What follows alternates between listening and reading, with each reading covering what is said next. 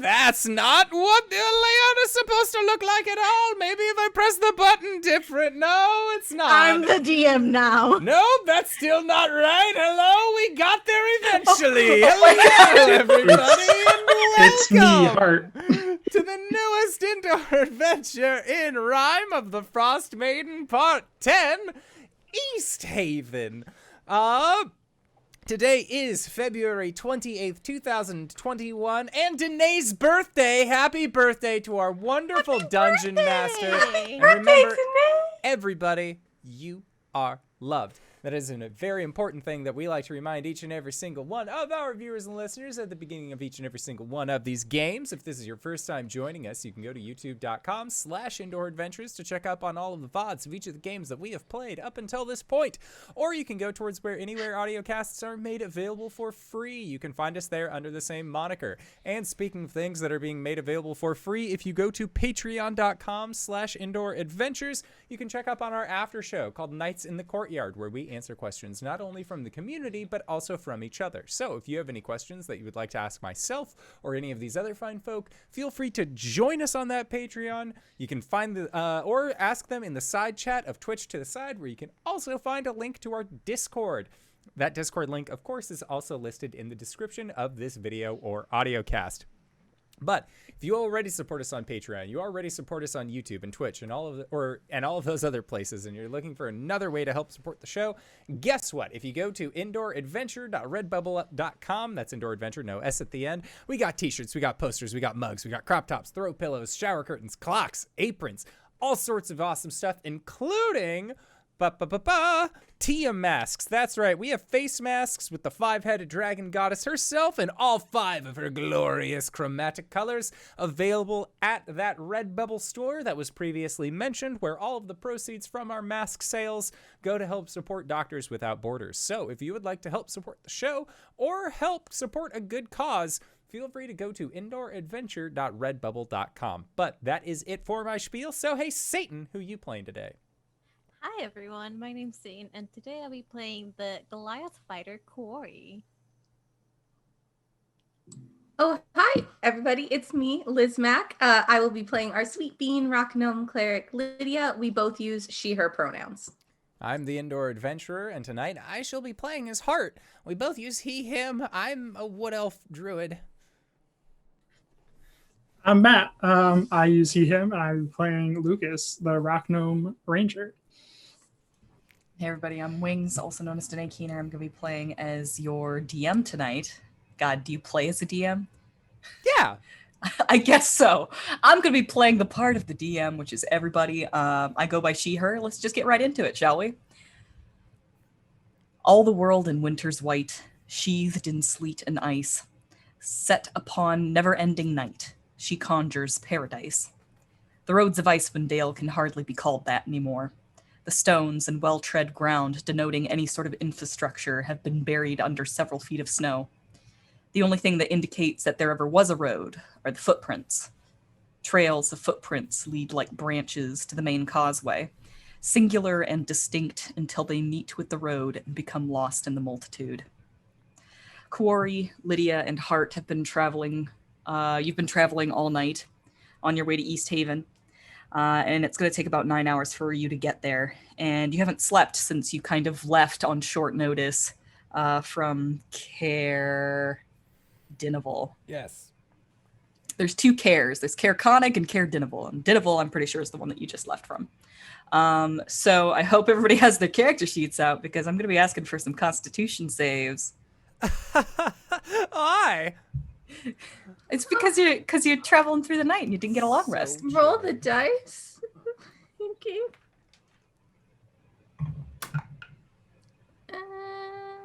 Ability saves and sounds. That's a 10. As luck would have it, I got an 8. Natural 20. Holy For butts, 23. Lydia. Amazing. All right. Driven by adrenaline and adrenaline alone.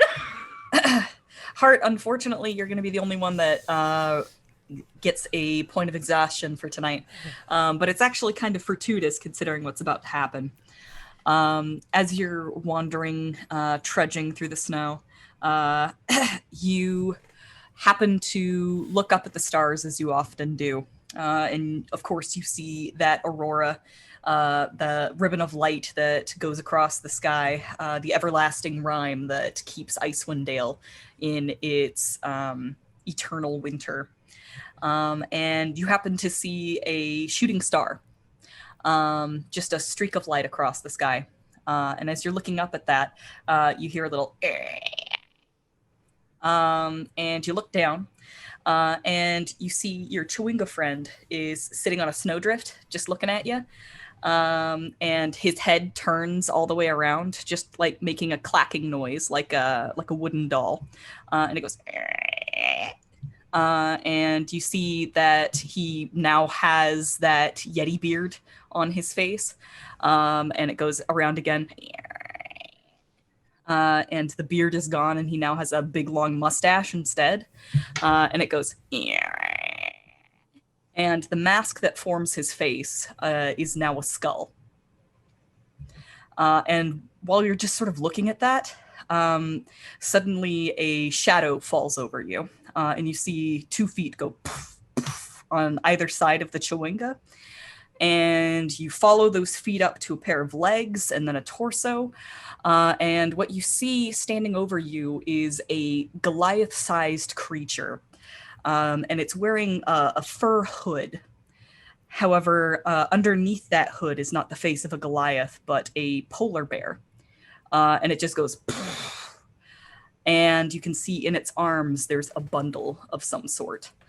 Meanwhile, Kuori, Lydia, you aren't seeing all of this. What you are seeing, however, is Hart just staring up at the stars.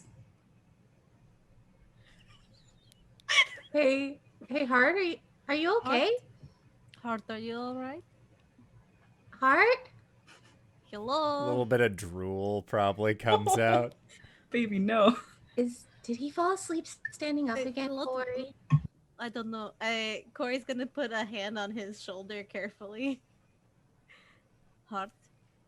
Yeah, Hart, you'll come out of it. Is that creature, like, can I still see this thing in front of me? Well, you turn around, you look at Kuori. There's your friend Kuori. There's your friend Lydia. You turn back around, and that's just an empty snowbank. Huh. Are you alright? Oh yeah, no, I'm good. Legs are getting a little tired. Things are getting weird. Do you want me to carry you? No, I'm okay. I should be fine. Really, But if you see anybody wearing bear skins with a bear face, I'm onto them. So, a bear? No, they were about your height, but like Burson. He's barely making sense. Maybe we should rest. Things are getting pretty grisly. It's giving me great pause. I will throw both of you into a snowbank. Okay, we don't need to have that polarizing of an opinion. Lydia!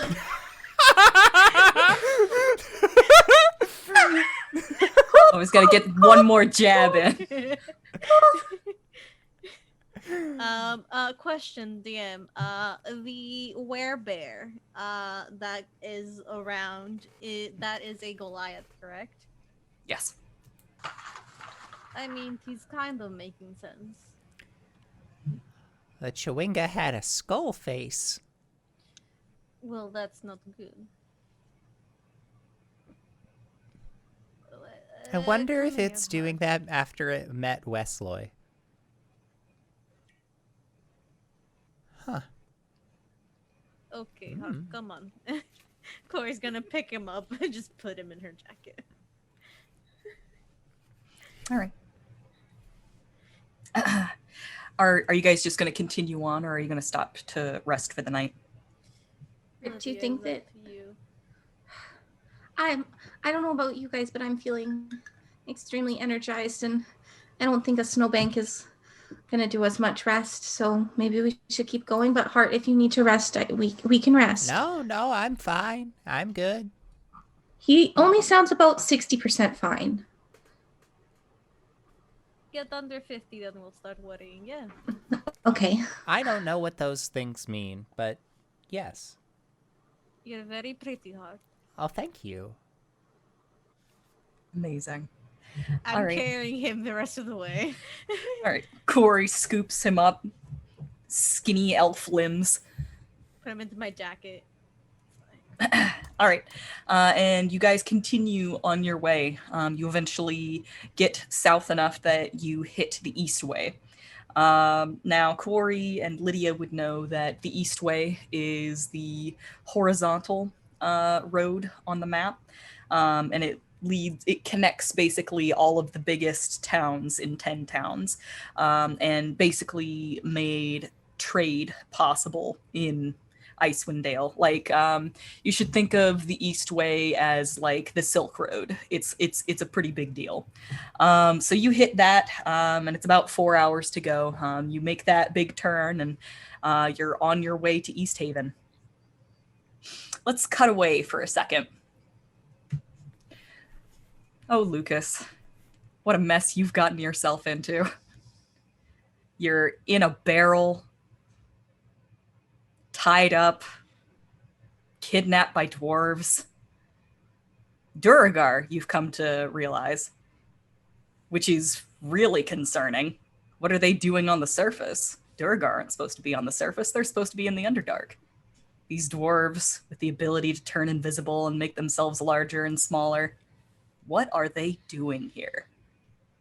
And as you are thinking this, you are sitting in a barrel, and you're able to actually like peer between the cracks of the barrel and get a little bit of an idea of what's going on. And you kind of sit in the dark for a while, feeling glum, maybe sorry for yourself. I don't know. How does Lukas feel in this moment? He's if no one's watching, he's panicking. Baby, no. Yeah, he's just like looking for just anything they can use to get as far away from here as possible. All right. Give me a perception check at disadvantage. Oh, good. It's dark in here. Yeah, that's fair. Wait, gnomes can see in the dark, can't they? Never mind that disadvantage. We Just do perception check. have dark vision, yeah. Yes.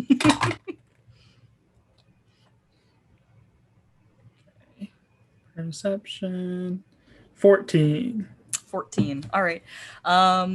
I imagine you're basically like scooting in tiny circles, like looking for any sort of like, I don't know, hitch in the barrel that you can like get the ropes up against, and like maybe a saw so that you can get your way out of there. But just as you are starting to come to the conclusion that there's no way out, you hear heavy footsteps coming towards you. And the barrel lid is lifted off. And what does the person lifting the barrel lid see when you are suddenly blinded by the light? Just a very small, innocent being, about 3 feet tall. Probably not starry-eyed right now, but scarf wrapped around his neck. I assume most of my stuff is gone, but just big sad face, huge wet eyes. All right. Rosy cheeks, black hair, just in a tousled mop on your head. You look up to see a gray-skinned dwarf with a long, like, white beard that hangs like a cloud around his head. And you hear him say something in Dwarvish, which you don't know. I checked your character sheet. Ha! I know. And he seems to be arguing with somebody behind him until finally he reaches behind him and he pulls something out with his hand, like just holding it cupped underneath. And you see a much smaller version of the same thing, a small dwarf in his hand, just sort of peer down at you. And he speaks with a much deeper voice than should be possible out of such a small creature. It is a Duragar. He's just small. And he says, "So, sole survivor of the Dark Duchess, you're going to tell us exactly where that ship is." You don't know where that ship is. You're not the sole survivor of the Dark Duchess. This is a terrible misunderstanding. And as you're coming to this realization, there's a loud noise from the other room. And these dwarves like turn around. You see them like freaking out over something. The barrel gets knocked over. And you roll across the room right next to, I'll say like a fire poker. And you're able to like start sawing your hands free. But there is a lot of noise and a lot of yelling in Dwarvish coming from the other room. Stuff's getting thrown around. Things are getting broken.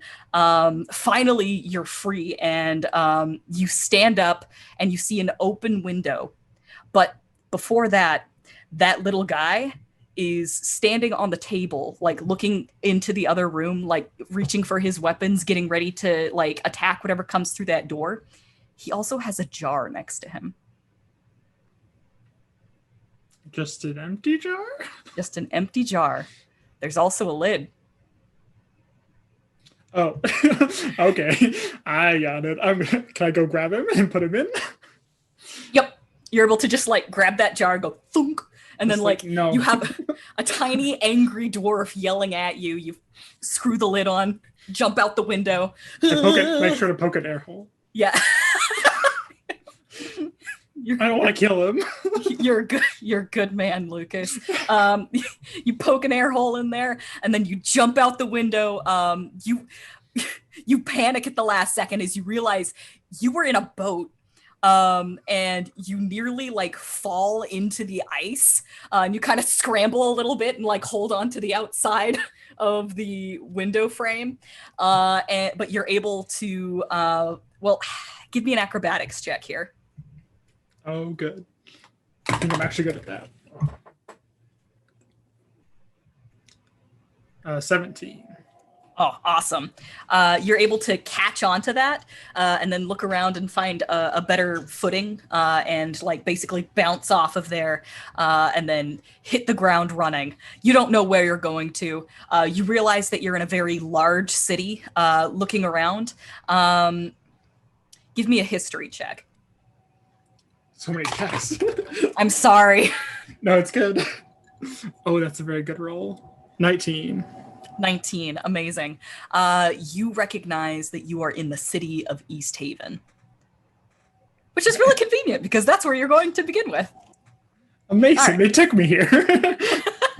All right. Let's cut back to the rest of the group. Lydia, Kuori, Hart, you have made it to Easthaven. This is a very large city. It has no walls to speak of. It kind of sprawls along the bottom of Lac Dinashir. But you are able to basically work your way into the city. What's your first goal as you roll into Easthaven? Find Lukas. What time of day is it? Like, is it morning? We went through the night, right? So you went through the night. I'd say that it is probably late morning by now. Okay. I know we're all very cold and probably hungry and could use a drink. So why don't we try and see if we can find a pub or a tavern that we can get some breakfast and a breakfast ale at, and then maybe find some more information on where we need to go. I have berries if anybody wants to have a nice hearty berry breakfast. I appreciate it, Hart, but I kind of feeling something warm, so it warms me up too. All right, well, you can go and figure out that thing. They're probably dogs or something that I could talk to. We're gotta I'm look for Lukas, right? I'm so glad that you've gotten over your fear of dogs, Hart. Oh, the fear has not been gotten over, but there is a strict difference between a dog in the wild and a dog that's in a pen. Well, that's good. There's a wooden Let's- cage separator. They should do that with animals more often. Have them so that way there's a barrier between me and them. Is that it? What? Hart just like looks back really tired. Should we? Okay. Let's find a place near the port. I think that's where Lucas will be. That's what my note said. The note I found said at least. Okay, yeah. They said the Maybe, frozen ferry in the lake. maybe a tavern near there. Just warm up. All right, let's go. All right. Are you looking for an inn or a tavern?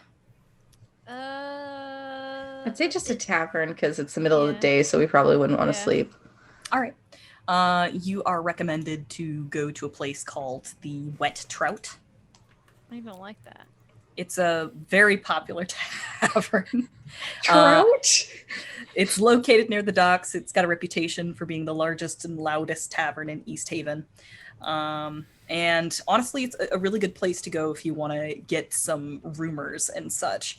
So if you're trying to track down Lukas or where he might possibly be held, this is actually a good place to go. Well, let's go.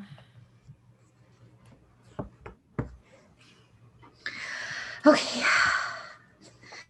So, Hart, do you want to still come with us? At least it would be good to keep you close. I think Hart, before you go anywhere, I think you should rest for a bit. Yes. We have to find Lukas. And we'll find Lucas once we rest, yes? Oh, Even there's no- I'm saying we should rest a little bit. Just a little bit, Hart. It won't take me very long to talk to these dogs. Are Or there any goats, Does dogs that nearby? or Do we see cats, any animals nearby? birds? Maybe there's a fish you you can- can talk to. You can you can ask around and get pointed off to the stables, which are actually very close to the entrance of town. You basically just have to kind of like go down a little back street, and sure enough, there they are. It's actually a very large setup where there is a big fence with a pasture inside. You can see the snowy axe beaks are wandering around, sort of pecking at the ground. I think that they have to have a very hard substance for the fence. I'm going to say it's made out of stone because I feel like metal would be hard to. I guess it wouldn't be that hard. Oh, a combination of stone and metal this fence is made out of, because axe beaks have a tendency to like peck at wood and basically just chop it open. So yes, there are axe beaks here, and is also a little sub area for dogs. I have a better idea. Mm-hmm. Hart is going to use one of his wild shape forms to instead, thanks to Tasha's Guide to Everything, use wild companion features. So I can use one of my wild shape features to cast the Find Familiar spell without material components. So I feel like Hart's like, I have a better idea. And then like makes a bird call and extends his staff upwards as a bird just alights to it. And he's just going to say, I need you to find Herb Boy. What kind of bird is this? It's a bird that has to be cool hanging out in wintertime, so probably like a crow or a raven or some other like. All right. Yeah, it's not Well- like a budgie shows up, but I'm just like, oh, little sparrow, go! Like, Like just like the dumbest eyes, like staring at you, like, huh? mm-hmm. All right. So yeah, like some sort of carrion bird. Yeah, probably. Comes down and like fixes you with those intelligent beady eyes. and will like look at Lydia, and then fly away. There. Now it'll just find me if it ends up finding your brother. That's a good plan. Let's get inside and warm up, okay? Yeah, sure. Going the wrong way, Hart. Oh, Hart baby. Hart is best. Huh? Oh. It's just Poor thing. Headed to the wet trout. You come to realize that there is there's like a little market square that you have to go through. You actually notice that there's a familiar flag being flown amongst the merchants, and it is that of the Torgs. Oh. These guys again. Hey, hey, Kuori. what? You know what that means? These No. guys? Who's The this? the Torque? Isn't that where the like really handsome other Goliath was? And he said he'd buy you a drink on your birthday? He was a human man. Human. My apologies. He was very large. I'm very small. I don't. Everyone is large to you, yes. But maybe you can finally get that drink. Lydia, I've been traveling through the night. I'm very tired. I'm Lydia going is to- just wiggling her eyebrows at Kuori before leaving her alone. I'm going to go to the bar and get a drink. Is that guy there? You looking for Sefik? Yeah. Give Yes. me a perception check. God. I feel like I've been traveling through the night. 6. I'm really, really bad tonight, guys. You don't see him.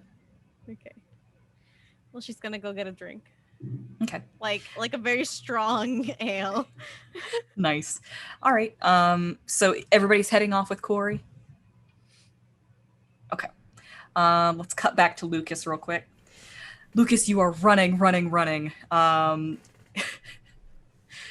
Give me a perception check.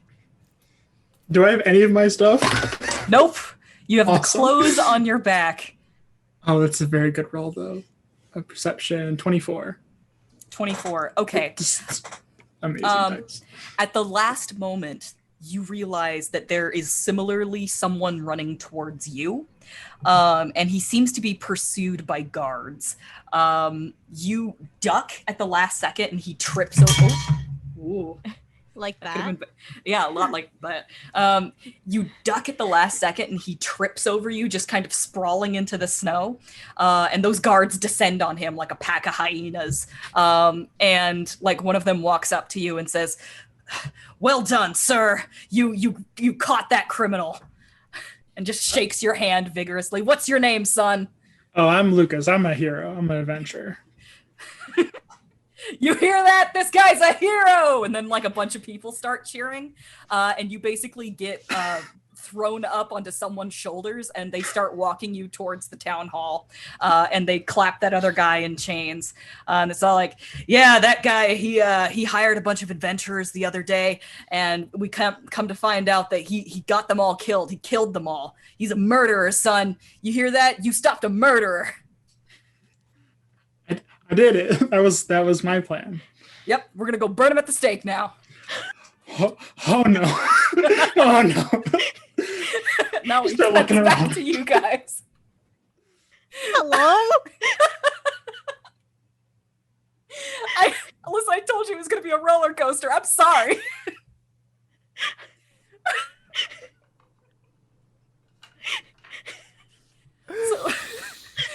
So Kuori, you walk into the wet trout. It's a pretty rough and tumble place. You can see that the proprietor appears to be a dragonborn lady. She has white dragon ancestry. And she looks kind of crusty and kind of tough. She's big and Me muscled. too. Dude, same. She's big and tough. You can see that there's actually like a couple of barnacles that like seem to have like just sort of like how you say encrusted themselves onto her jawline, and either she doesn't care to scrape them off, or like feels like it completes the look somehow. I mean, it's this look. What's that? It's a look. It is a look. Whether it's a Yeah. good one, has yet to be determined. But yes, she basically is like wiping down the bar when you walk in. She says, "What can I get you?" The strongest drink that you have. The strongest one. I don't know if you can handle our strongest drink. She'll just like lean in, a very tired and serious face. Try me. She gives you like a look up and down. She turns around, she yells something in Draconic to the folks out back, and you see a teeny tiny little barrel it's got Lukas inside. No, a teeny tiny little keg, I will say, is brought out, and somebody. When I say somebody, I'll say it's the proprietor. I had some coffee. That was a bad idea. Her name is Nemetra Miskin. So Nemetra takes a tap and she starts hammering it into this little teeny keg. And she pours out a nice tall stein of it for you. And she sort of scoots it towards you. And then you feel a presence approach from behind, and a voice that you recognize says, "Make that two, and I'll get this one." It's Sephic.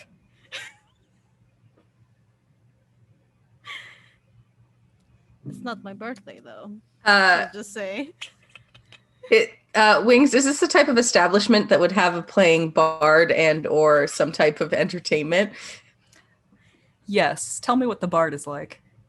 Is the bard playing at like 9 in the morning? Or is the bard still sleeping like most bards would be? Well, you got the morning shift and you got the afternoon shift. It's a city, so you got to exactly. bring people in. This is they're doing a brunch special, okay? Bottomless mimosas. Bottomless trout. The wettest trout we can get. Oh boy, love that imagery. I'm so sorry.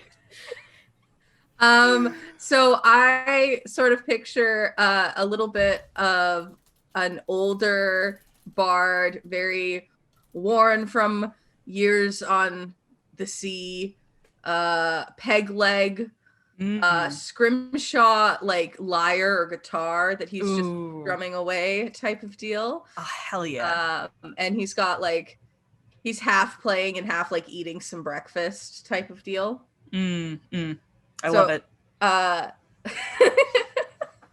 Lydia is going to sneak away from the exchange that is currently happening and slip 5 silver to the bard, and whisper something in his ear. And he kind of puts his food down, takes the 5 silver, and all of a sudden you hear sort of a sea shanty version of "Can You Feel the Love Tonight" start playing. It's "Can You Feel the Love Tonight" to the cadence of Wellerman. Yes. Love tonight. and the bard's peg leg is acting as sort of the drum beat beating against the bottom of the bar. I love it. That's so good. Lydia just has a big grin on her face and she finds a table nearby and is just watching. Well, now, of course, this bard's name needs to be Sebastian. Yes. I approve. Okay, Sebastian the Bard is playing his heart out.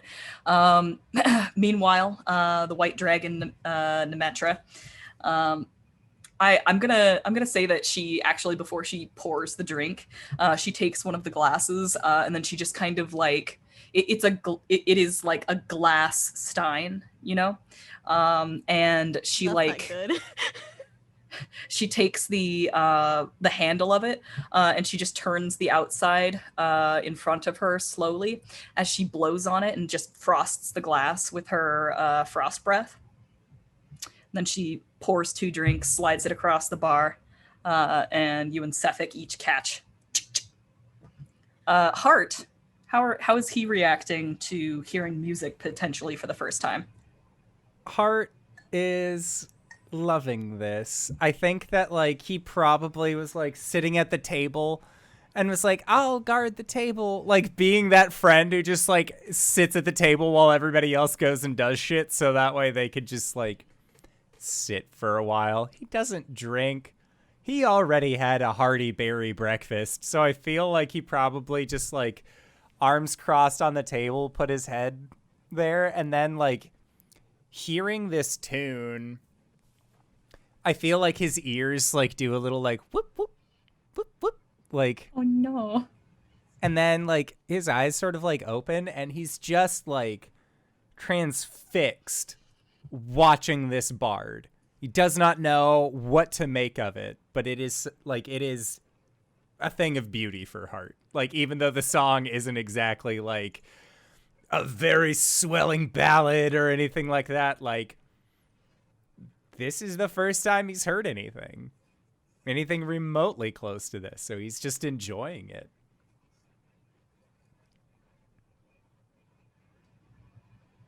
All right, I love it. Sefik is just sort of sitting next to you, Kuori, kind of enjoying your company. Is there anything in particular that you talk about with him? Did they say they were heading to Easthaven before we left? That you remember? I don't think he told you where he was going at all. Yeah.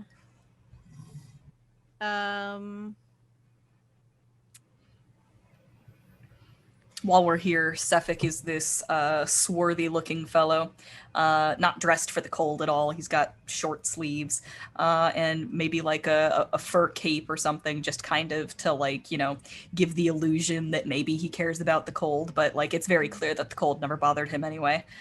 He's got these piercing blue eyes and this lovely, kind of curly a little bit black hair, just a touch gray at the temples.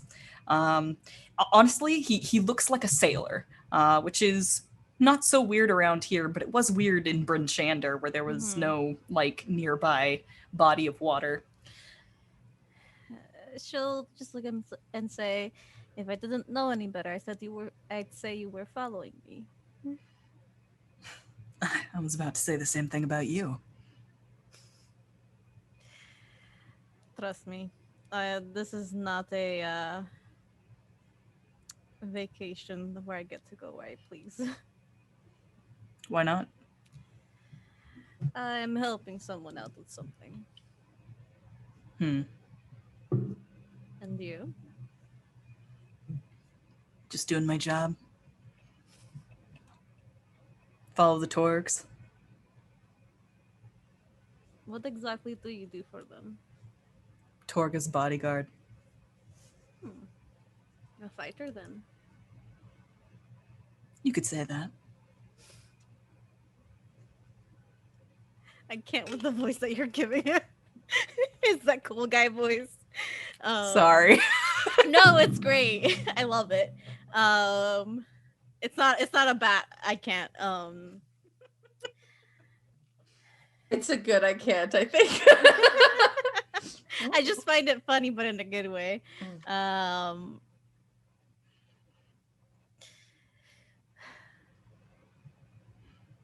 What are you skilled at then?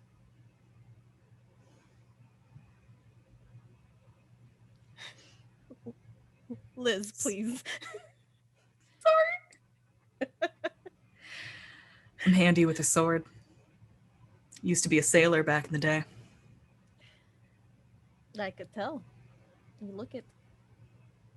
Yeah, I never really had a change of wardrobe. Mm. Yeah, I see you don't try to hide that you're not affected by the cold. Well, neither do you. Goliath. People What wouldn't exactly question. does she mean to you? I don't know.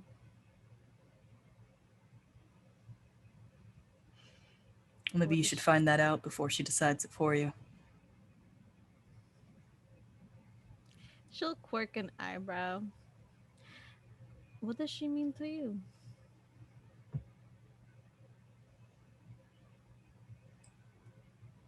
Everything, I suppose.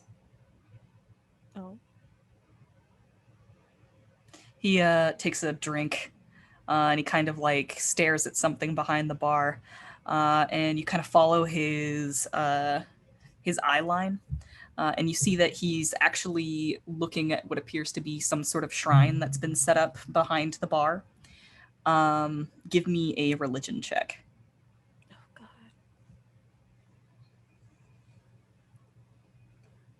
I'm rolling so shit tonight. That's a natural one. All right. Jeez. Okay. It's a I'll say it's like a stone chalice that's been filled with snow. And there's like a little drop of red just kind of on top of it.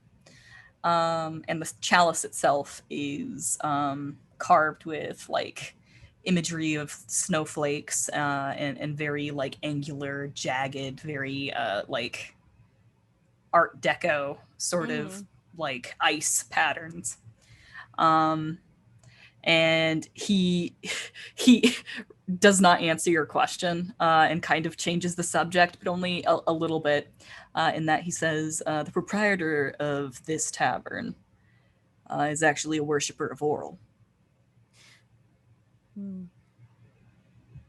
Like you.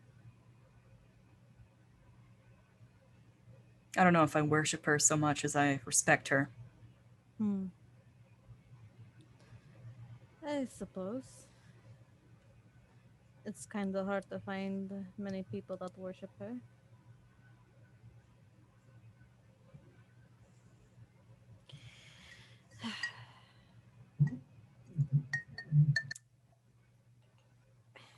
Hmm.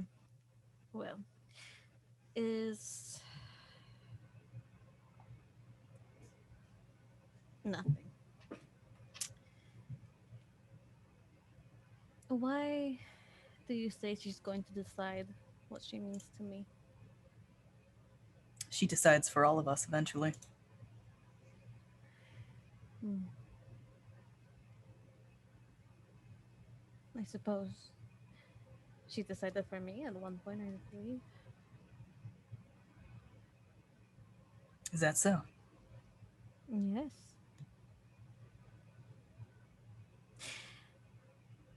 Um, when you become one blessed by Oro, you don't get to choose that. She does.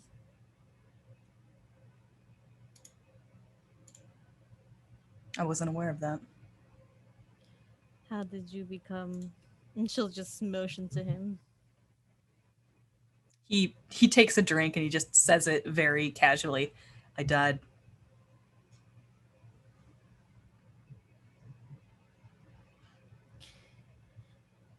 And she came to you. He nods. I was Then she shipwrecked in the sea of moving ice. We were headed back to Leskin. We never made it.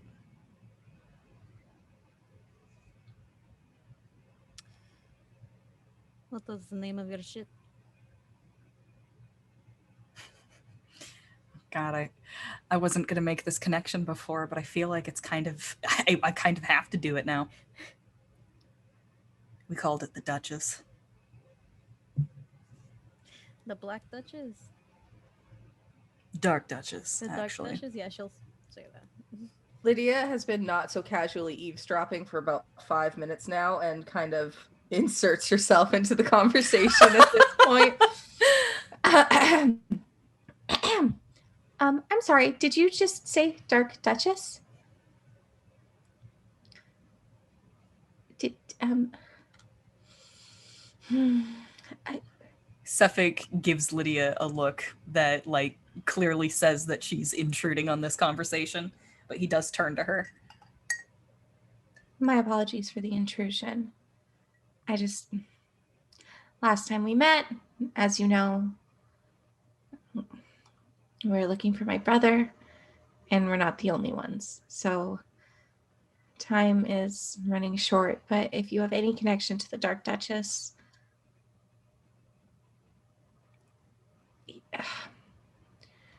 anything you know might help.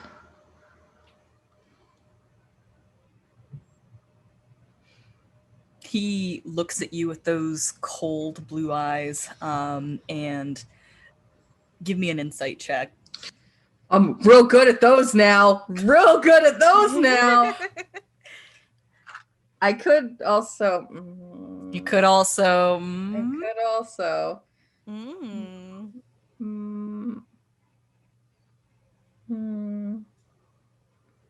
Do they know that I've done it? I don't Oh, think the they target. do. They do. They do know. Oh, they do. Whether you succeed or fail, they know. So I will not do that, but I will make a check. It's tempting. It's real tempting. Fun fact for the audience at home: we leveled up, so It's true. We're all 4th level now. Lydia Finally. decided to We finished maybe the be quest. nosy. Insight.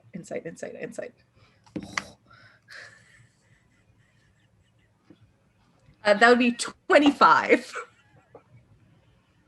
It's really good. There is no sympathy in the coldest of eyes that you have ever seen. He stands up, sort of pushes the rest of his drink towards Kuori, and he says, "We all have our burdens to bear." And he moves to leave.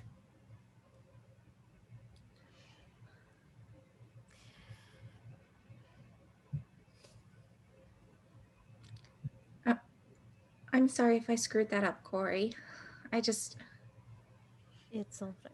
We feel I feel like we're so close. And It's all right. I would have done the same.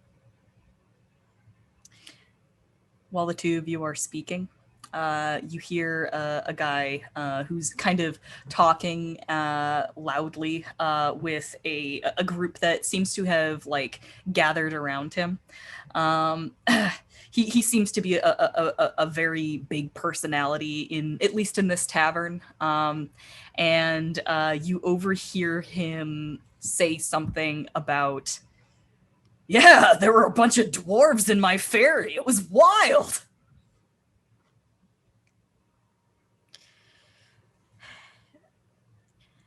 Excuse me, sir. All right, we're going to cut away to Lukas.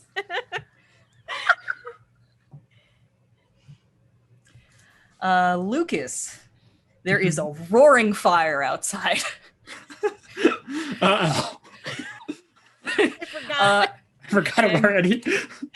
And just barely, you can see that there is this large wizard's hat that is, like, poking out from the top of the stake. Like, they got that thing up and running real quick. It was like, woof. Oh god. You are brought into the town hall, and you are introduced to the town speaker. His name is Daneth Whalen. He is a very tired looking man. He's got kind of tousled hair and sort of dark circles under his eyes, and he has this air of put uponness, but also humility and responsibility. And You are seated in front of him, and like you can still hear the fire crackling outside, probably just like internal screaming. And Daneth says, well, this is very interesting. You've only been in Easthaven for a few hours now, and you've already uncovered a operation of Duragar stowing away on the ferry, and also halted an evil wizard who has murdered several people. What did you say your name was again? Lukas? Yeah, I'm Lukas. I'm an up-and-coming adventurer. I see. And you work alone? Yep. So Well, I have a friend, but I don't know where he is. I lost him, but he's probably coming to find me. He kind of like looks over at that jar that like is on the table now with the little dwarf inside, and he says, well, I'm sure we'll get this figured out pretty soon. I'll let you know what we find out. We'll interrogate him and see what he knows. Do you have any idea why Duragar would be in the city? They said something. They thought I was the survivor from a shipwreck called the Dark Duchess. You see him writing something down. Okay. Dark Duchess, we will look into this as well. They have all my stuff. Can I get that back? Absolutely, yes. I'll have the guards are scouring that place right now. I'll make sure that they give you anything that they find there that looks like it might be yours. Basically anything gnome-sized. Yeah, I'm pretty small. It doesn't look like there's too many small people around here. Well, we do get the odd halfling here and there, but you are correct. The general population tends to be humanoid-sized. Have you seen anybody that looks like me but girl? He did it. He said it, guys. Woo!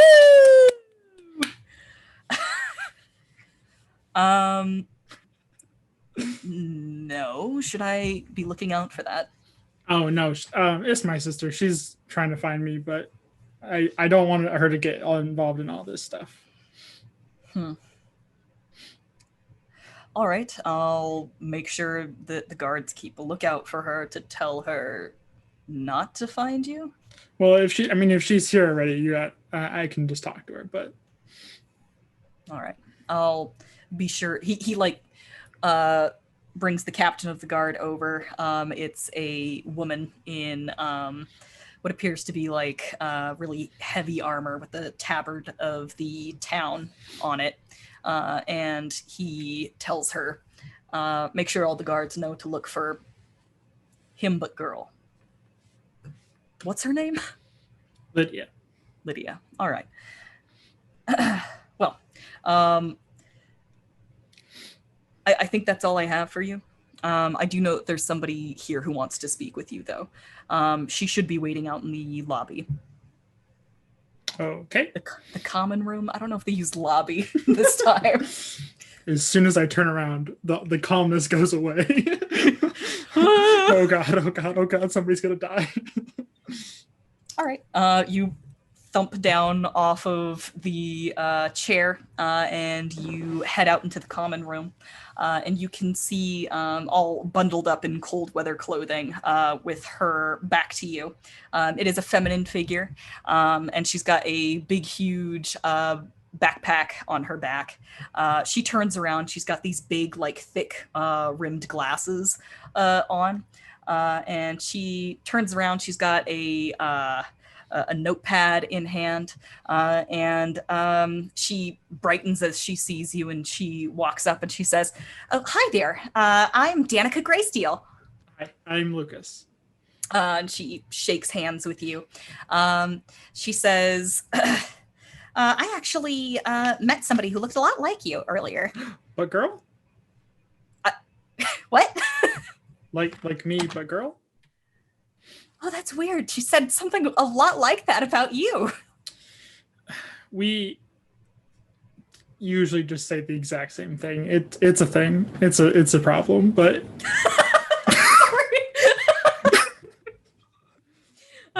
That tickled my funny bone. All right.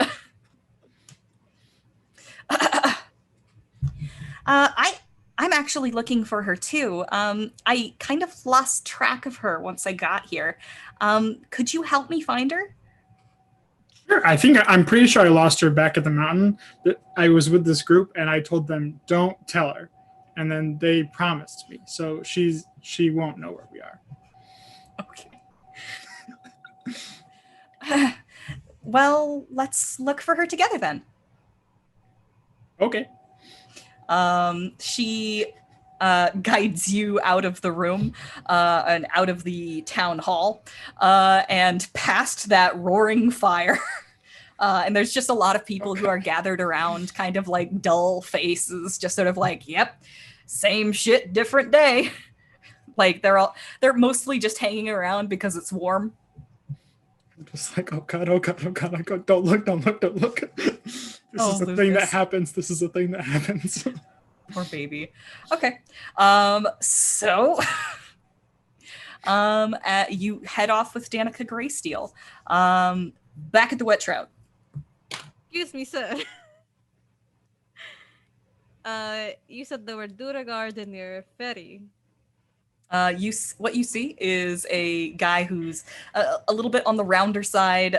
He has pulled off his hat and he's balding a little bit. His hair is pretty gray, but otherwise his clothes are a little bit more well-to-do. And he introduces himself as the one name that I didn't write down. Wet Trout. Scython. Hello, Mr. Wet Trout. His name's not Wet Trout. Please, no. You don't want this. I don't want this. Oh shit, he's a tiefling. Good How old did I miss this? WT. Wait, tiefling? He's a tiefling. Is he Okay. old? Is he hot? Well, all tieflings are hot. That's true. Yeah, That it's is very confirmed. Yeah. true. Well, particularly if they do hellish rebuke on you. Okay, Hello, Mr. Trout. we'll say that he's got kind of a dark purple complexion, and like everything else that I said about him still stands. But like now he's more of a silver fox kind of guy. Okay. You said there was a Duragard in your ferry? Oh well, yeah, it was the craziest thing. See, Oh, like yeah. we haven't had a whole lot of excitement around here, right? Mhm. Well, evidently, this gnome just came in and just started blasting, just like fireballs left and right, just like, like really made a mess of the place. But the ferry isn't running anyway, and honestly, like I enjoyed the excitement. It was pretty crazy. Mr. Trout. So, what is his gnome? Did he look like Herba Boy? He like turns around and looks at Lydia, and he's all like, I don't know, I didn't see it like for myself. Like evidently they got out of there really quick, but I heard that they're down at town hall right now. Looks to Lydia. We gotta go. She just picks her up, picks Hart up, starts running. Well, and there they go. Hart is just past. So the anyway, fuck they were out. blasting. I love you, Wing. And I love you, random citizen. Why do you enable me like this? 'Cause it's your birthday. Aw. Oh shit, I am about to do all of this on my birthday, aren't I? Yep. What's that mean? Don't worry about it. Then I'm sorry, Wings. What was that? Wing. Fine. This is .com. Let me take a long drink of this coffee. I'm sure it's fine. What could go wrong? Don't say that. I'm just Thank a sweet you. bean. What's the worst that could go wrong? He's a guest character. What are they gonna do? There's I'm only room gonna for one snow bean on further this you. podcast. What are you gonna do? Kill me? Oh no. Maybe. Looking for him for so long. Oh boy. 5 minutes in, I'm Amoeba just boy. dead. Amoeba boy. Anyway, I'm gonna grab Hart. I'm gonna grab Lydia, and I'm just gonna start like Goliath, the big leggy run. Big leggy run. Oh, Kuori, amazing. All right, give me an athletics check as you go running down icy streets with Kuori, with Hart and Lydia. I'm gonna try a physical dice because all my digital dice have been betraying me.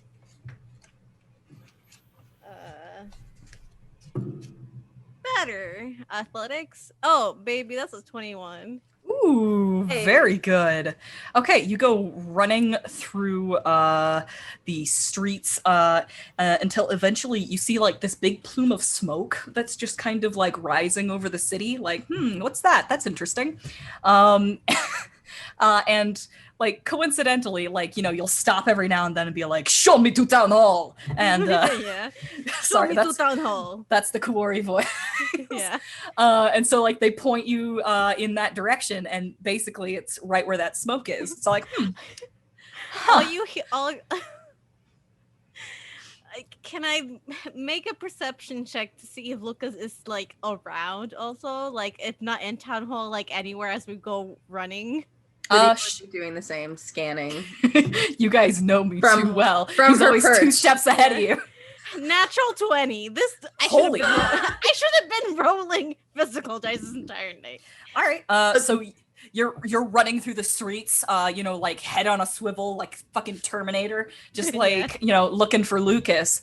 And sure enough, as you're running, you eventually have to come to a stop because you run into a huge crowd, and you realize that this crowd is gathered around what appears to be a pyre of some sort. And like looking up, you see natural 20 on your perception. You see like the unmistakable image of like a skeleton tied to a stake, up in flames, wearing a wizard hat, and then like it crumbles to dust and that hat goes down into the fire. Do I see Lukas? Yes, you see a little flash of a gnome like just moving somewhere distantly off in the crowd. The first she has Hart under one arm, Lydia under another.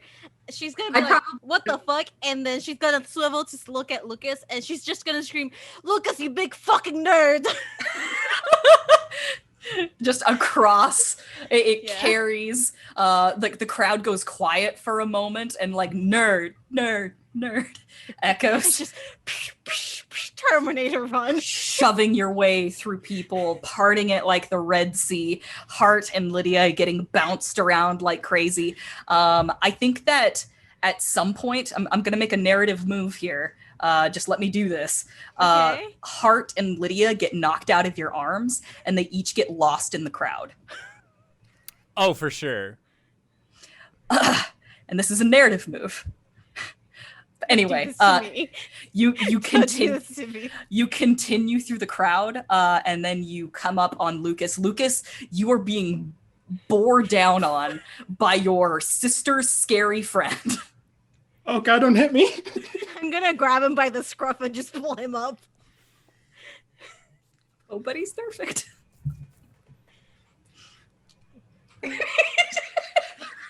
Hi, Kuori. It's just intense white eyes. I'm just staring at the ground. Lydia! Do I hear Kuori? Like, do I know where she is in the crowd? Yeah, you're able to scramble and kind of squeeze your way through the crowd and pop out on the other side. And there he is. There's Lukas being held up by your big scary friend. I'll scream for Hart also, because he's not here. Hart will hear, but he's like doing his best. Like he's lost in the crowd. This sucks. Oh no. There's a lot of people here. This is unfamiliar ground for Hart. Kuori's just gonna look at Lukas and say, "Stay." Put him down next to Lydia. Give him one of these. Lydia is just immediately like, you can see that there are just tears running down her face, and she's gonna wrap her arms up against around Lukas's neck and give him the biggest hug. that a small gnome can. Can't breathe. And then finally let go. And Kuori is familiar with this now, but you see a silver sort of sparkly glow start to go around Lydia's hand. And then Shocking grasp.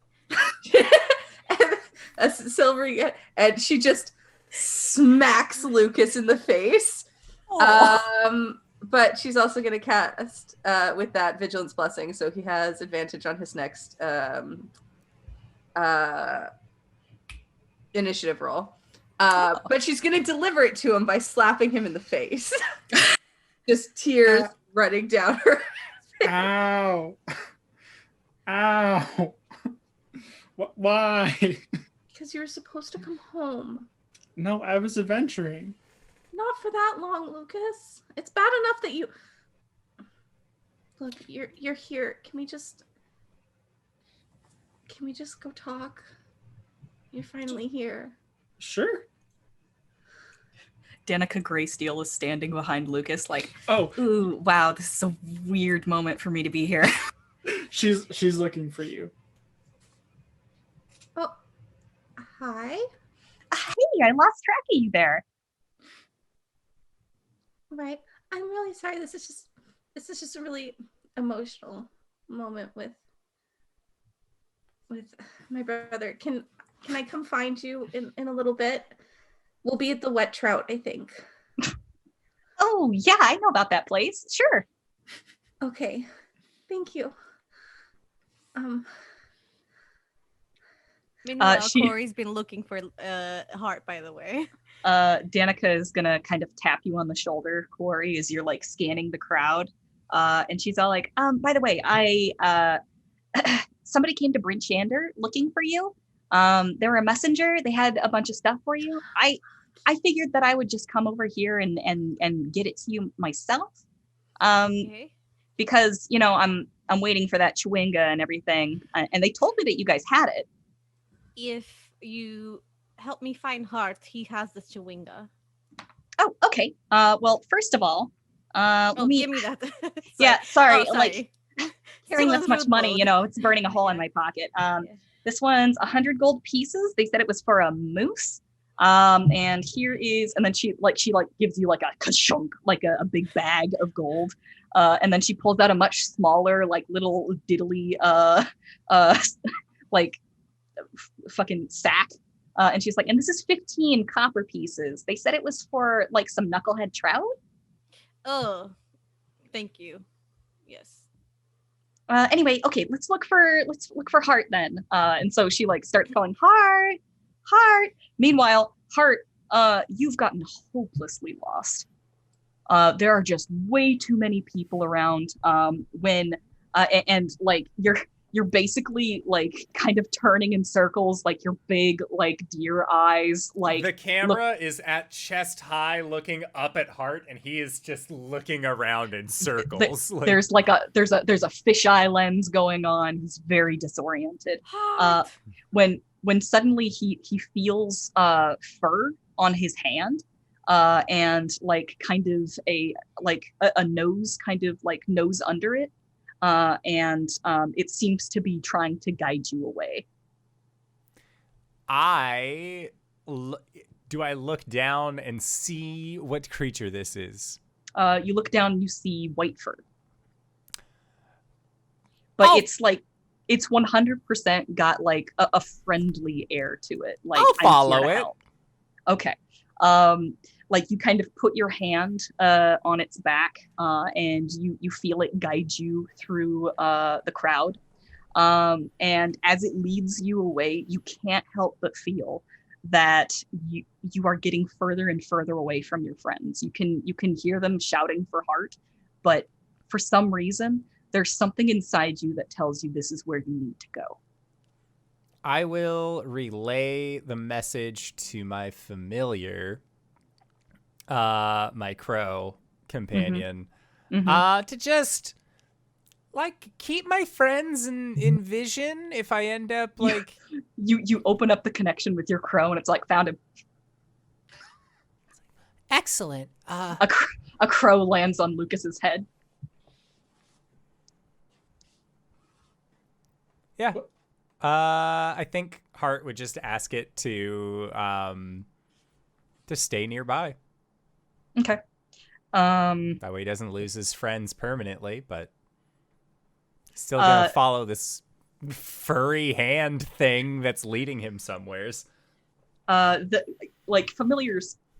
Excuse me. Familiars are capable of speech. Yes. Yes. Okay. Not human speech necessarily, but like I can have a telepathic bond with the creature. What do you this crow lands on Lucas's head. Its mouth opens up, and then like a radio, just projecting out of its mouth. What do you say?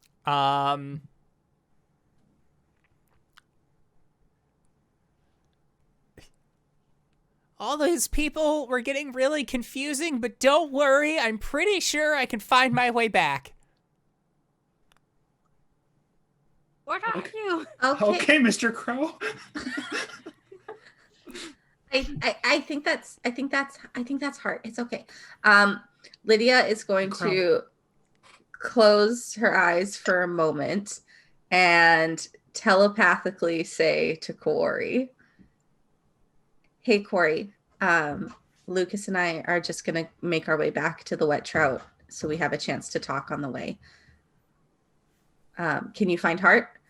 I'll meet you there." And that's all she's gonna say, and then motion for Lukas to start walking, and we have a lot to catch up on. We do. I'm missing all my stuff still. I think I was supposed to go get it. I don't know where from, but can we do that?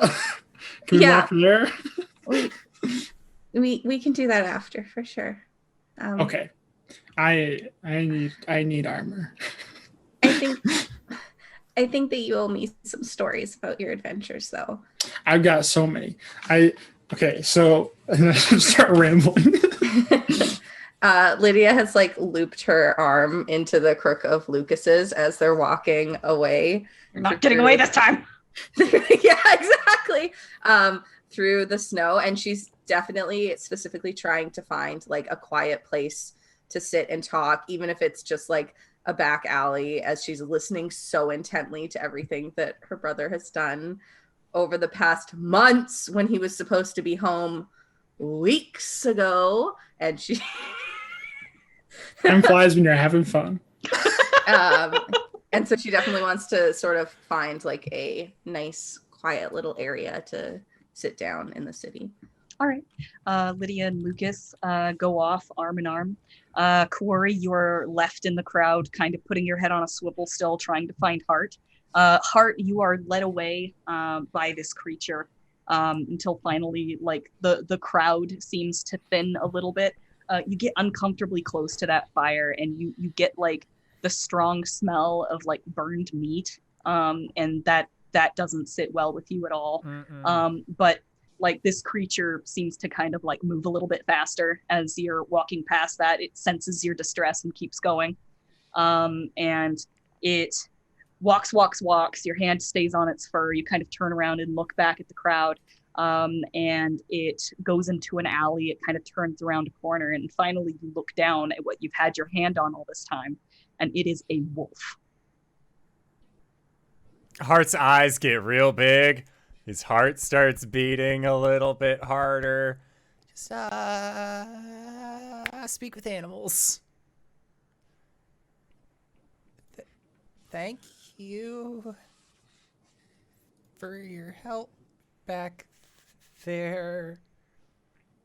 He turns around and he says, or rather imparts to you in horse girl sort of wolf speak.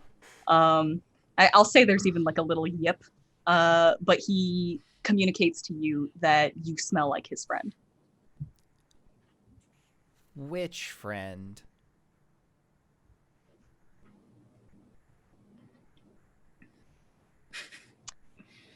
He was very kind to me. He healed me when I was sick. I was hurt, and he saved my life.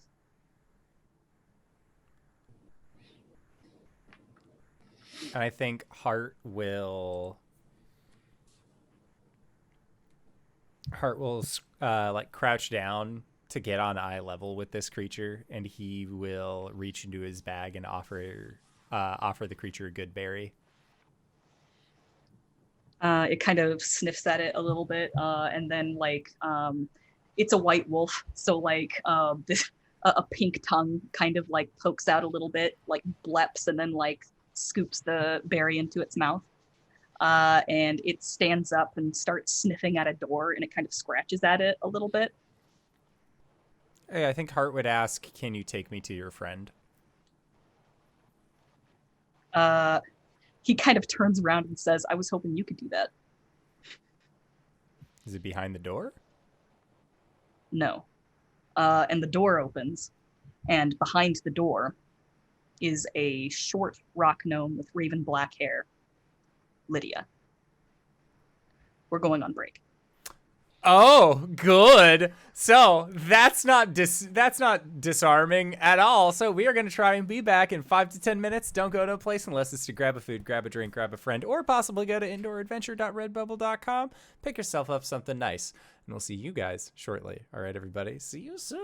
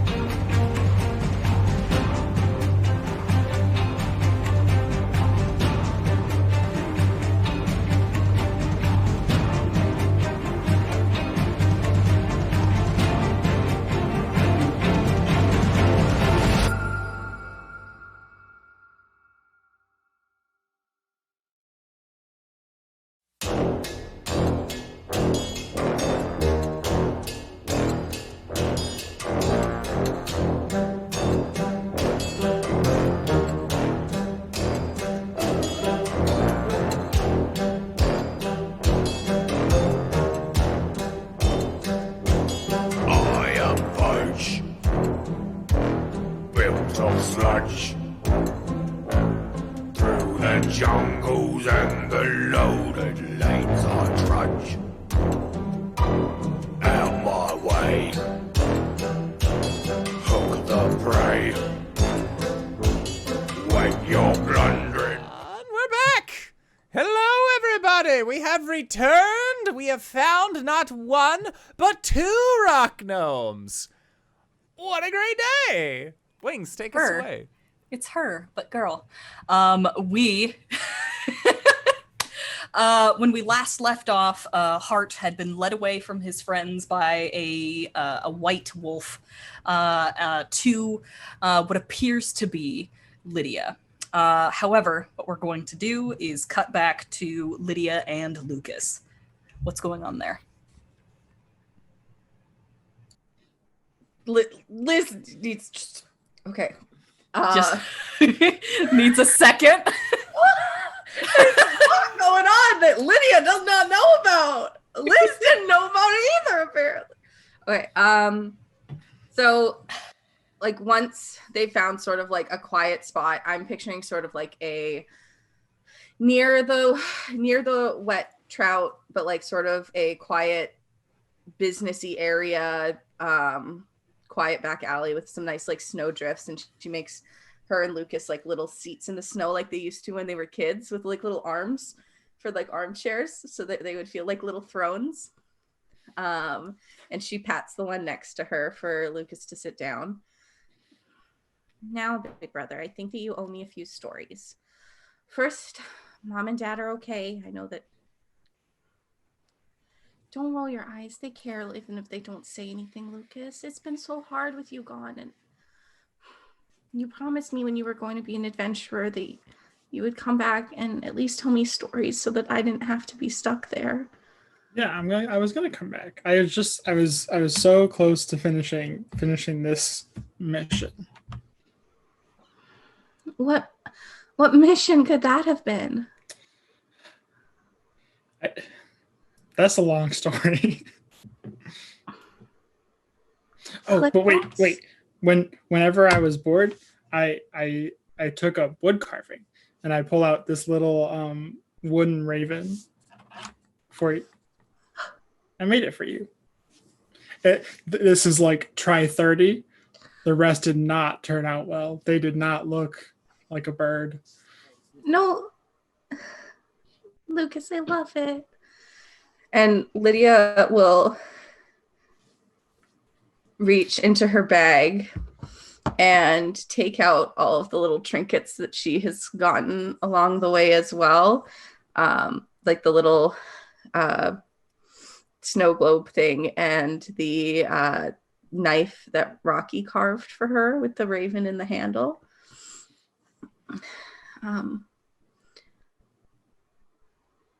Lukas, I didn't understand before why you would want to leave home and leave me to go adventuring. I kind of understand now. No, go ahead, you talk. I've missed hearing you talk. It's so much fun, isn't it? Have you saved anybody? That's my favorite part. Mine too. Kuori and we found this amazing, you haven't met him yet, but his name is Hart, and he's a wood elf, and he has antlers, and he likes cookies, and he's kind of scared of dogs, but we're working on it. Oh shoot. I look around. Do I see my friend? You do not. Your friend is not near.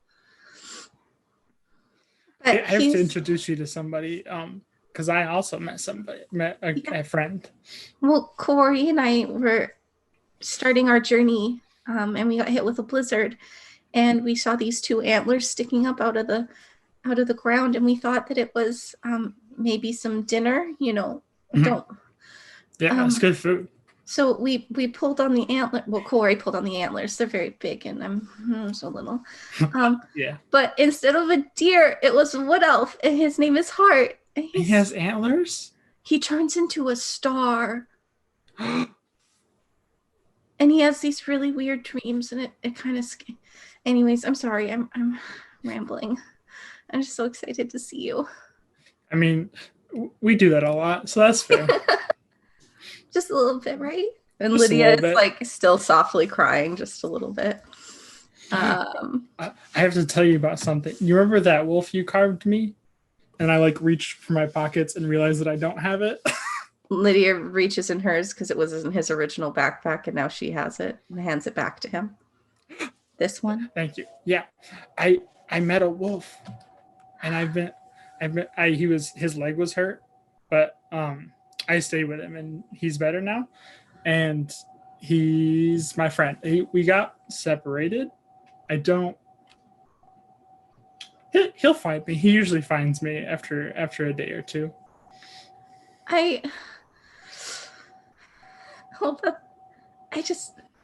It seems like it's been so long. You don't look any different, but you seem a lot more different. It's scary out here. Yeah, it is. It's really fun. It's really why do you think I have Kuori with me? The amount of times that I wish I had Kuori with me is more than 20. You've got to try this out. We got this harness made, and it goes on her back, and it's got a little pedestal so I can stand up and see over her head, and I don't have to walk because my legs are just. You'll have to try it out. It's so much fun. The wolf, he's basically like a horse for me. Like it's hard to get up. Our dream of not having to walk has finally been fulfilled. It's so amazing. I hate walking, especially when the snow is above my head. Yeah. It's just like I can't see anything. It's the worst. And then you get it in your face, and it's just bad. But seriously, Lukas, like Cliff Notes version, what have you been doing out here for so long?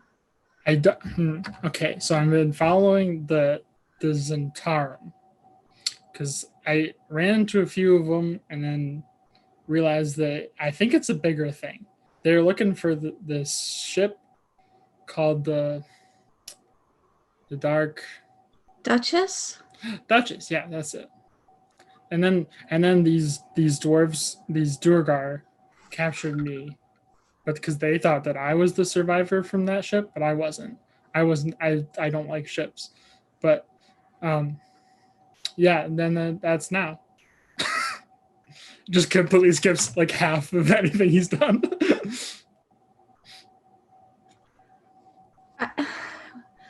Yeah, we heard a little bit about that. Did you get any more information on like where they might be, or like just that they're looking for this ship?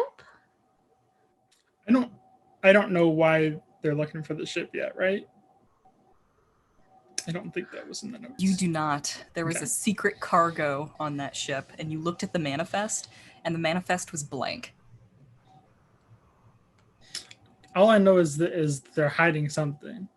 There was and the other thing is that the Durgar and the Zentarum were both looking to get that ship. Whatever was on that ship, it's probably something powerful. And then I don't want them to have it because they hurt a lot of people. Right. We'll have to talk about it with Kuori and Hart, and maybe they'll understand and have some more information. But it's so nice to just sit here and talk with you. It is really nice. And Lukas hugs her. Look, I was saying before that I really didn't understand why it is that you wanted to go adventuring, and just like leave me behind. But It wasn't about leaving you. I just thought you liked helping with the shop. I do. Mom and Dad need me. It's not. I know that you and Dad have your differences, and I know that he doesn't approve of anything that you do. I get it. But they do still love you, and we still need you. Yeah, I shouldn't. After we finish this, I'll go talk to Dad, and I'll say hi to Mom. I think Just for you. Thank you. And Lydia's like playing with all of like the objects from her adventures and just looking, and I didn't realize how much fun it is, and I understand why you'd want to leave. Tell me about all the things that you did. Well, that's also a long story. I tried to get Kuori to go on a date with this guy, but then I kind of screwed it up by interrupting them because I was being nosy and I was listening in. That happens. I've learned so many new things though since I've seen you last. And Lydia will stop talking but continue talking in Lucas's head. Oh God. Oh God. But I like trying to look at my forehead. Oh, that's really cool. Because then you could it'd be so good for being sneaky. Mm-hmm. I'm pretty good at being sneaky. I'm real bad. I'm real bad at that. Maybe I can teach you some tricks. Yeah. Also, my face hurts because you slapped me and it's very cold. I'm sorry. But no, what I was trying to say, Lucas, is that like I've learned so many things since starting this job of trying to find you. And she's looking down in her hands and she looks up at Lucas, and her face is finally dry and not crying anymore. And she says, "But the one thing I've known since the beginning is that your sister really loved you." And she stabs him with the knife that Rocky made her. And then I guess we cut away. I have words for you, Liz. Oh my God! Okay. We cut away. Hart, you're standing in front of what appears to be Lydia. There is a white wolf standing next to you. And what do you say? Oh.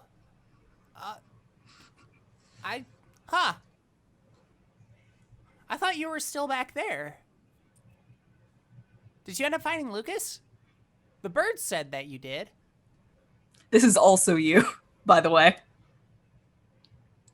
No, I'm sorry. Who are you? Oh, did you hit your head or something? Do you know where my brother is? Yeah, the bird found him. What bird? Can you take me to him, please? Lydia, I know it happened pretty quickly, but how do you know my name? Did you hit your head? You're saying, my name is Hart. As you're explaining that, Hart, Kuori, you have managed to wade your way through the crowd. You eventually were able to like lock on to some antlers that were just sort of floating through the crowd, and you like latched onto that and saw which direction he went, and just sort of like through the crowd to go towards him. You come around the corner just at this moment where Hart is explaining himself to Lydia. My name is Hart. Well, my name is Hart. We've been friends for a while now. Where are you going? Kuori! What are you doing here? Kuori! And she runs up and gives Kuori like the biggest hug, like just grabbing one of her thighs. A wolf. Lydia, a wolf told me to come here. The wolf comes over. Yep. What? Yeah, this Kuori. wolf. I was in the middle of a crowd, and then this wolf found me, and so I followed the wolf, and then it said that I smelled like somebody that it knew, and so then I opened up the door, and inside of the door it was Lydia. Kuori, who is this guy with the antlers? What are you doing here? Lydia, what? I left you with Lukas. What? Yeah, we've been I'm following. picking both of them up and doing the big leggy run to the wet trout. Hart's just explaining, like, as they're bouncing on the way.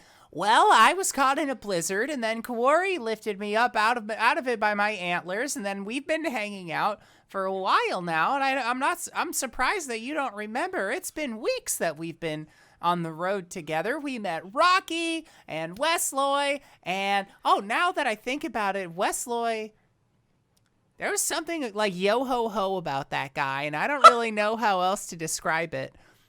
But you're explaining this to her as both of you are like under Kuori's arms and like she's running through the icy streets.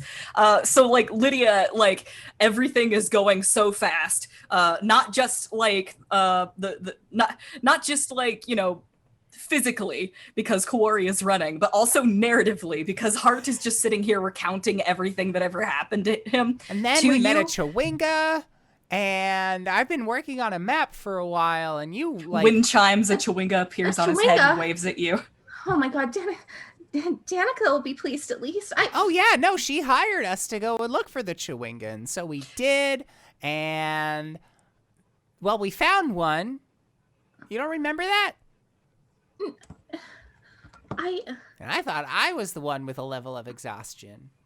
Kuori, who is this crazy guy? I've been traveling with Danica for weeks. What? No, we've all been traveling together. Kuori, I haven't seen you since I left home. Faster, big leggy run. Just Terminator sprint. I don't care if I break the door into the wet trout. That wolf is running alongside of you now, kind of like doing like a concerned trot, and then like you break into that sprint and it like starts running to keep up with you, and you see its head kind of snap as though it hears something, and it runs out in front of you to stop you. I don't know. This animal has been incredibly helpful. My accent left. I'm too shocked.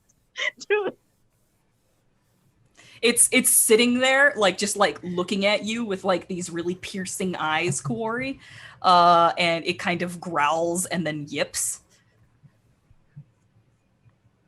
Hart. Yeah. Please tell the wolf I need to go.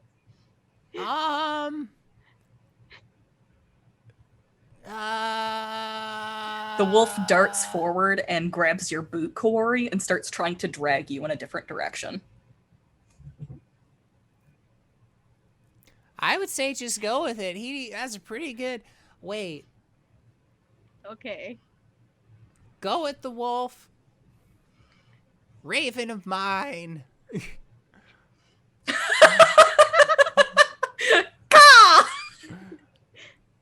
Are you still with Lukas? What order did you give the raven? You didn't give the raven an order. The closest thing that I had was basically just follow those two, and so that way I don't get separated from them. Okay, fair enough. Those two being the Lydia? gnomes. Yeah. Gotcha. Okay. So yeah, I think that right about now you're getting like a distress signal, like Houston, we have a problem. That's new. My bird's telling me that there's like distress or danger or something. Yeah, and then the wolf like turns its head, like its ears perk up. It lets go of Kuori and it just starts running. I'm running after the wolf. All right. I think everybody needs to roll initiative. Haha, why? Will I be rolling initiative twice? And Lukas, you have advantage on your next initiative roll.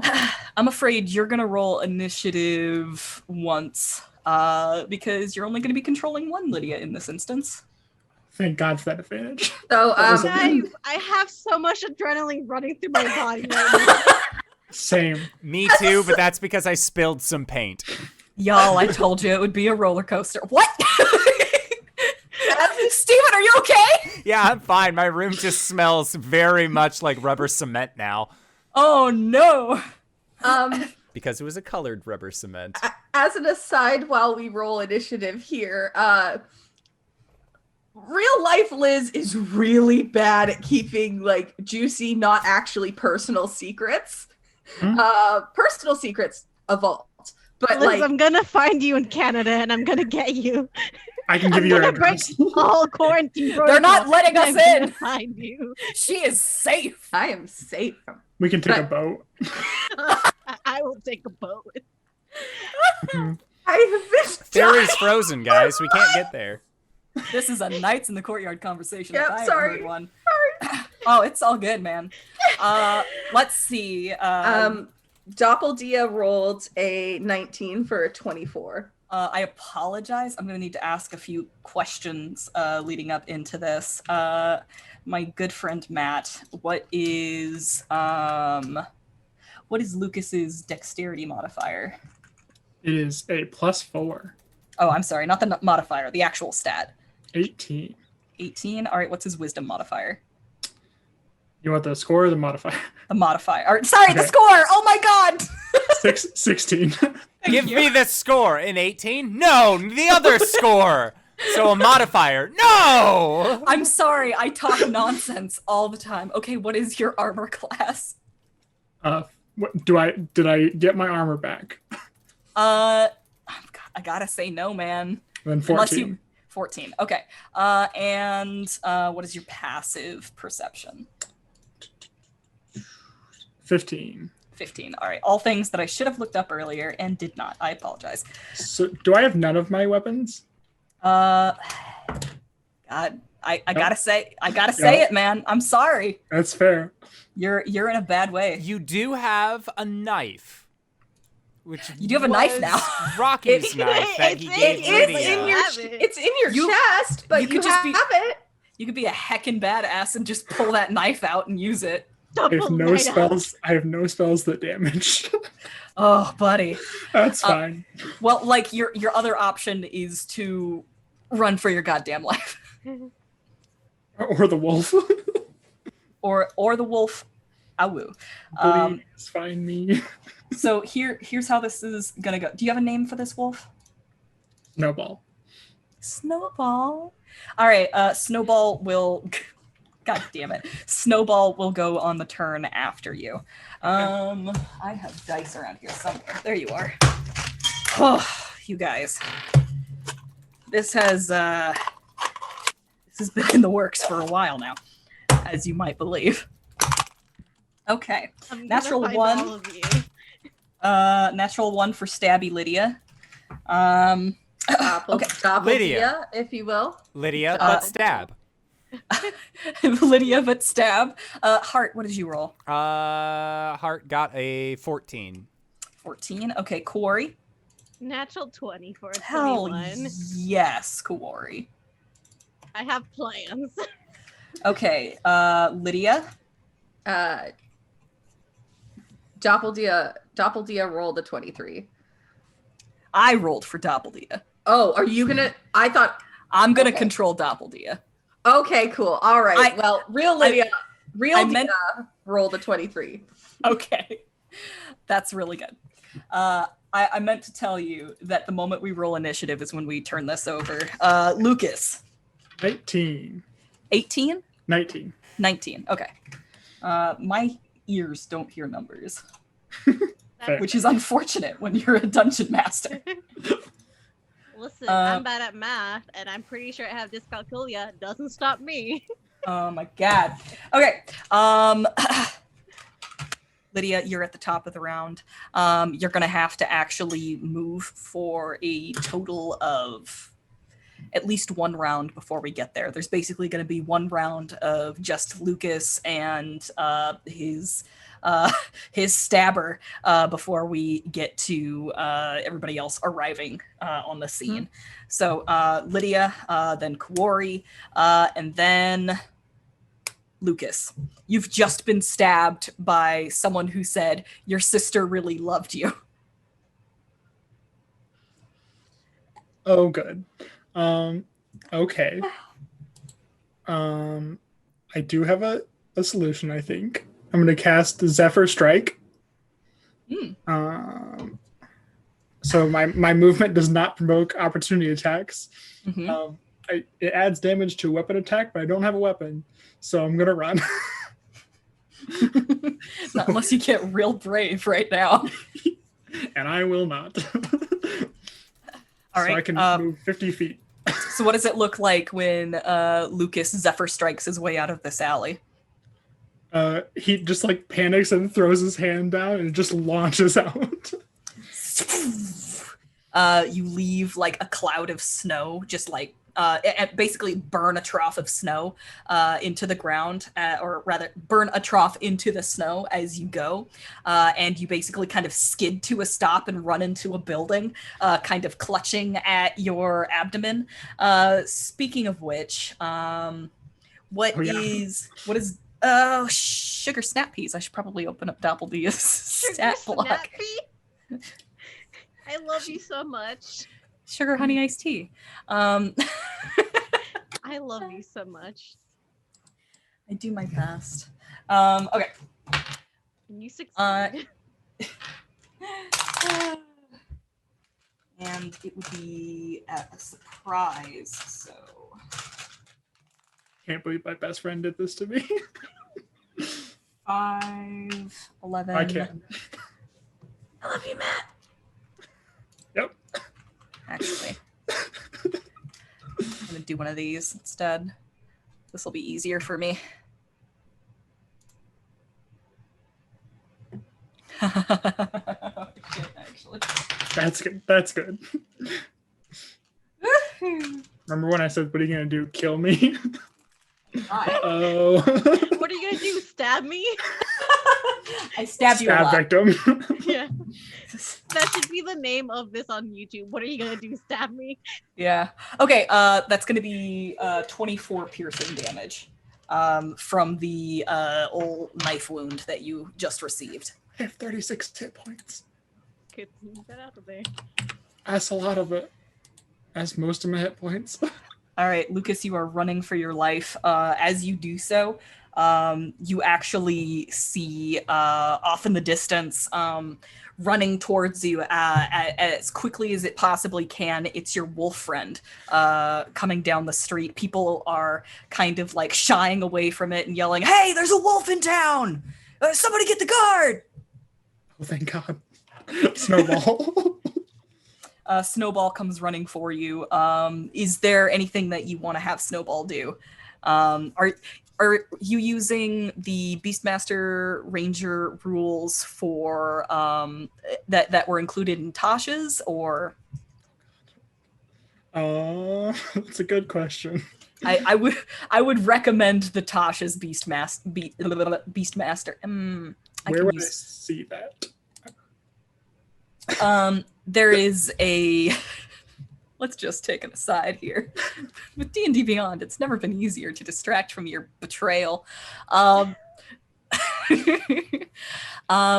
is in the edit, you can hit a button that opens up alternate rules under class, I believe. For now, you know what? Let's do a quick solution to this. Let's just say that your wolf is on a different initiative and uses its own actions for now. But you basically just pull up a wolf stat block. He'll go after you, and he can do whatever you want him to. Okay. I have that stat block, I think. Oh God, he has a higher AC than I do. Amazing. I think for right now, he's just gonna stay by my side until I can stand up. Okay. That wolf runs up to you and basically kind of noses his head under your arm to support you. And he starts trying to lead you away. And he kind of snap turns and growls at the at the alleyway, and you feel its fur beginning to bristle underneath you.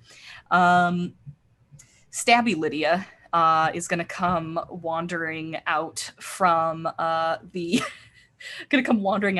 alley, just kind of with this placating grin on her face, and she says, "Lukas," and she's coming for you.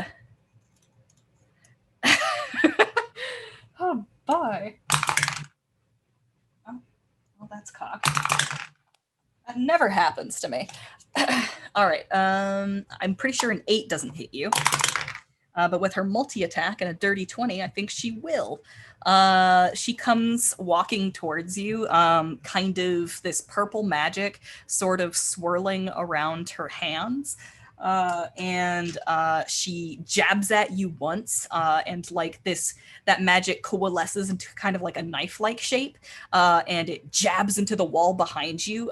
You hear like the ice crack behind you, and as you're like, whoa, good thing I dodged that, she jabs you again in the gut with the opposite hand. Here's where I go down.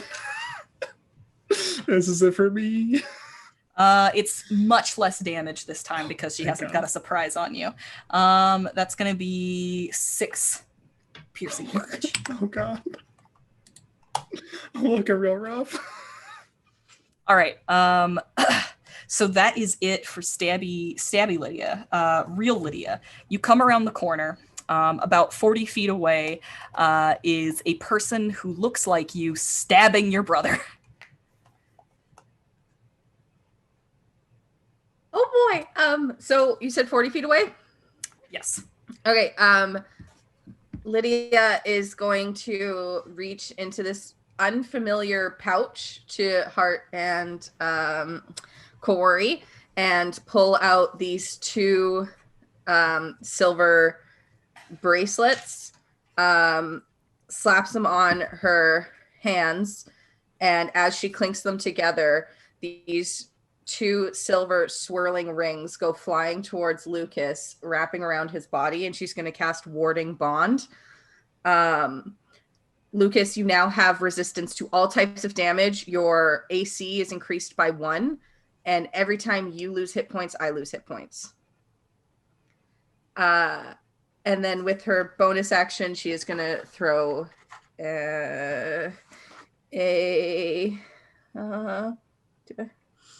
where's my cantrips? She is going to throw a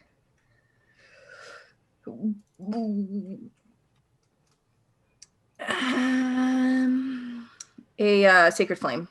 So Doppeldia needs to save on a Dex 14. All right. That is a 15. Okay, then nothing happens. It misses. She moves with precision, almost like she was expecting that. And the look that she gives you says, I know everything about you. Kuori, you come around the corner, 40 feet away is another Lydia and a Lukas who has a stab wound. 2, in fact. Well, ma'am. I'm going to, well, what I really want to do is just grab fake Lydia and just slam her into the wall. But I'm 40 feet away and I only have 30 feet of movement. Unfortunately. But guess who can do magic, guys? It's you! Oh, yeah. So I'm gonna move my what is the range? 90 feet. So I will okay. she is going to move her speed and drop real Lydia next to Lucas. And then she can move 30 feet. So there's 10 feet between her and fake Lydia. And she's going to cast Chromatic Orb.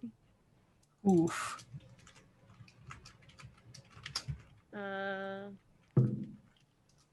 17 plus 5, that's a 22 to hit. That 100% hits. That is 10, I need 98. Excuse me while I look for a D8. That was a lot of dice falling. Ow! Yeah, I feel you on that one.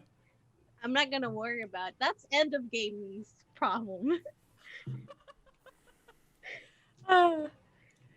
We will clean up the mess after stream.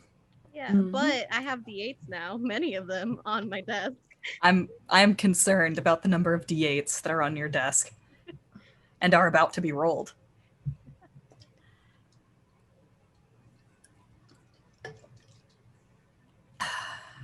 What kind of damage are you planning on doing? I'm gonna do. I should have read this somewhere, but I was trying to calm down my adrenaline. Understandable. I'm going to do lightning Ooh. damage. So that is that's not bad. 6 plus 8. How much is that? 14 plus 4, 18 damage. So Kuori's gonna run up, drop Lydia next to Lukas, and then you can tell that her face is just seething. Real Lydia has never seen Kuori this angry. And from that anger, crackles of lightning start forming around her body as she takes a hand, and while there's lightning energy coalescing in her hand, she's just gonna throw it at fake Lydia and throw a chromatic orb her way. Nice. I imagine that the lightning actually kind of peels itself off of your tattoos and then coalesces into like this sparking ball that you toss at her. And as it connects with her body, it reacts in a very like violent fashion. It recoils, like the entire body kind of like moves outward amorphously from the point of impact, and it kind of like sort of swirls around like Play-Doh for a moment, and you hear a little as it reforms. This would have been the first time real Lydia has seen Kuori do magic. Yeah, as far as real Lydia knows, Kuori is not a spellcaster. Seems a lot has changed since your absence. Okay, so that was Kuori. Lukas, it's your turn.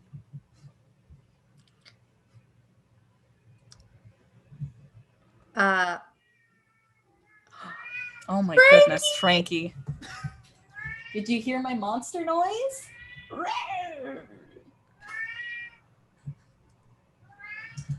It's Lucas's turn. And she's still right next to me? Yes. In fact, and she also just did like this weird like H.R. Geiger move where she like unraveled herself and then put herself back together. Hate that.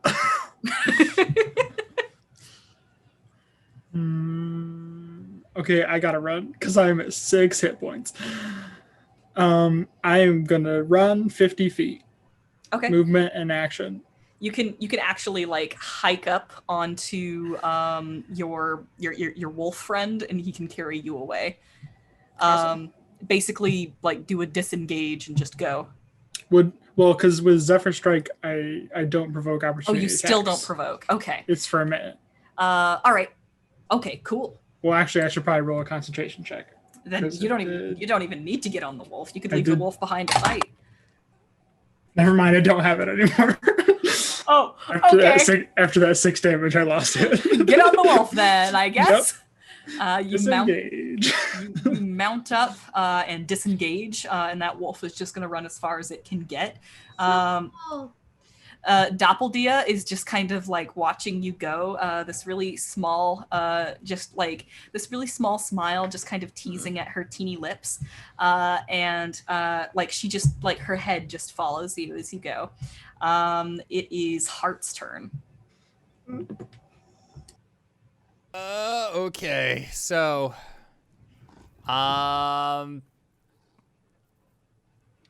evil Lydia. Not a good. Oh. Yeah. Yeah. Yeah. Are you looking at your druid spell list? Guess what spell second level?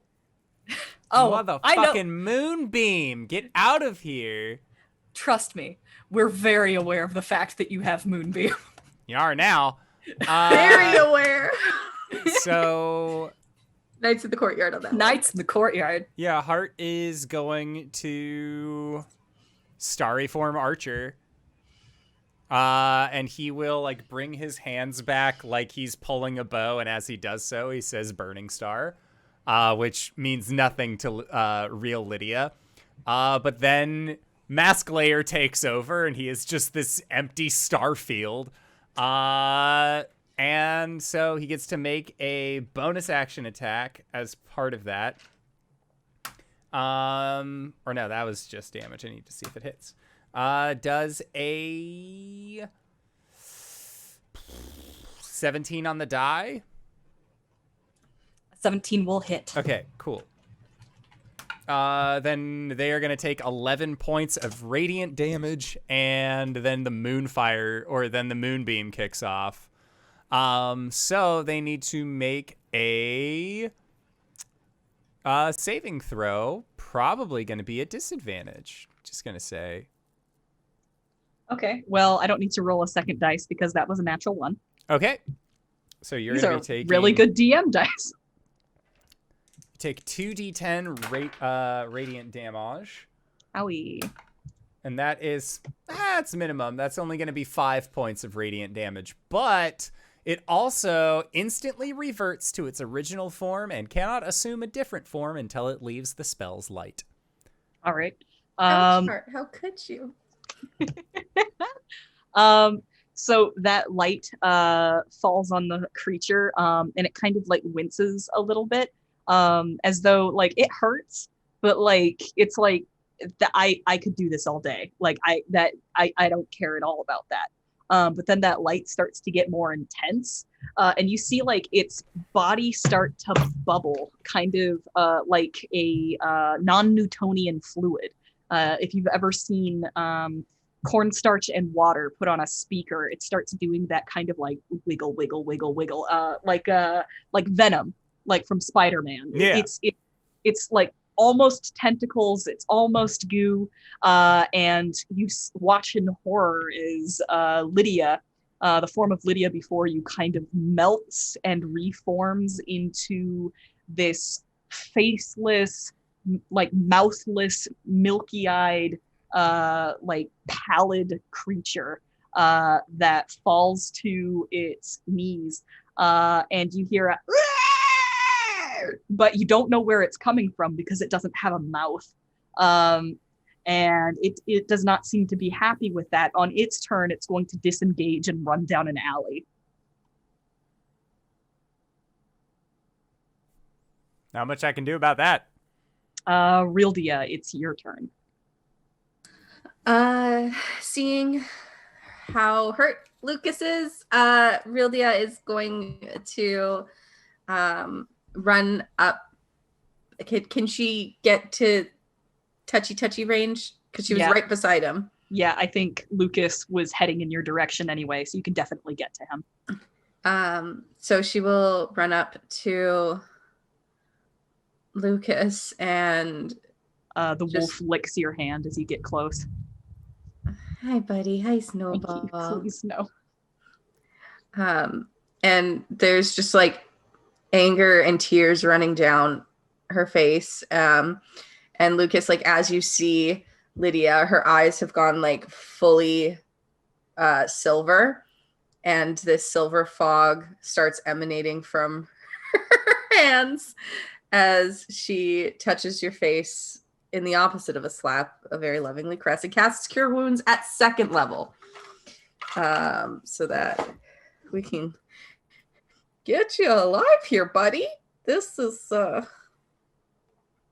Cure Wounds at 2nd level. I am living for Frankie. Same. Frankie's guest starring. Oh, that's an 8. That's a 4, so 12, 16. 16 hit points for Lukas. And then as her bonus action, she's going to just throw a Sacred Flame again at Doppeldia. So that's a dex save of 14 or higher. You do not have eyes on Doppeldia. You have to chase after him.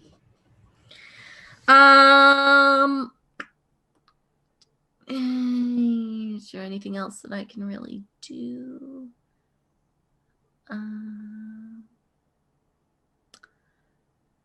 No, she's gonna stay next to Lukas. She's not gonna run after Doppeldia.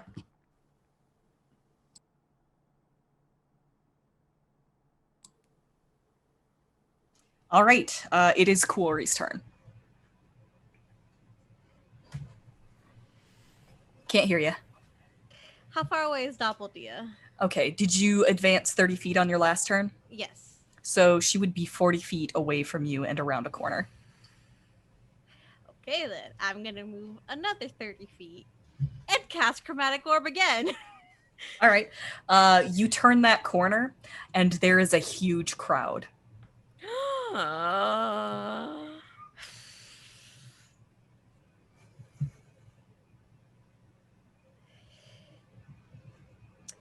I'm assuming she's nowhere to be found. It's looking like that. Yes. Am I gonna have to spend my action making a perception check? I think this one's more of an insight, actually. Oh, right, because it can turn into people. I'm gonna use my birthday dice because it's your birthday.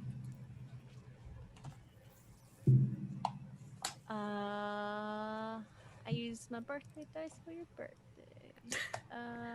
18, so 19. Plus 19. All right. It fails on a 12 for its deception. So you're kind of scanning the crowd, and you're all like, which one is it? Which one would it be? If I were a doppelganger, what would I turn into? It hasn't had much of a chance to like get away and like decide what it's going to do next. You look over and you see yourself trying to slip away into the crowd. Even more angry, and more lightning just comes off of their tattoos, and their eyes start to crackle as well this time, and it's just more of a 10 feet away from them, and just another throw of lightning at them. Okay, which dice do I want to use? Okay, that's cocked. 1 second. Okay. Okay. What is 18? Math. It's 18. 13 plus 5, right? That's 18 to hit? Yeah. That's definitely yes. What kind of damage do you do? Lightning again. If it worked the first time, she's gonna keep doing it. Let me roll my d6s. My d8, sorry. That feels wrong.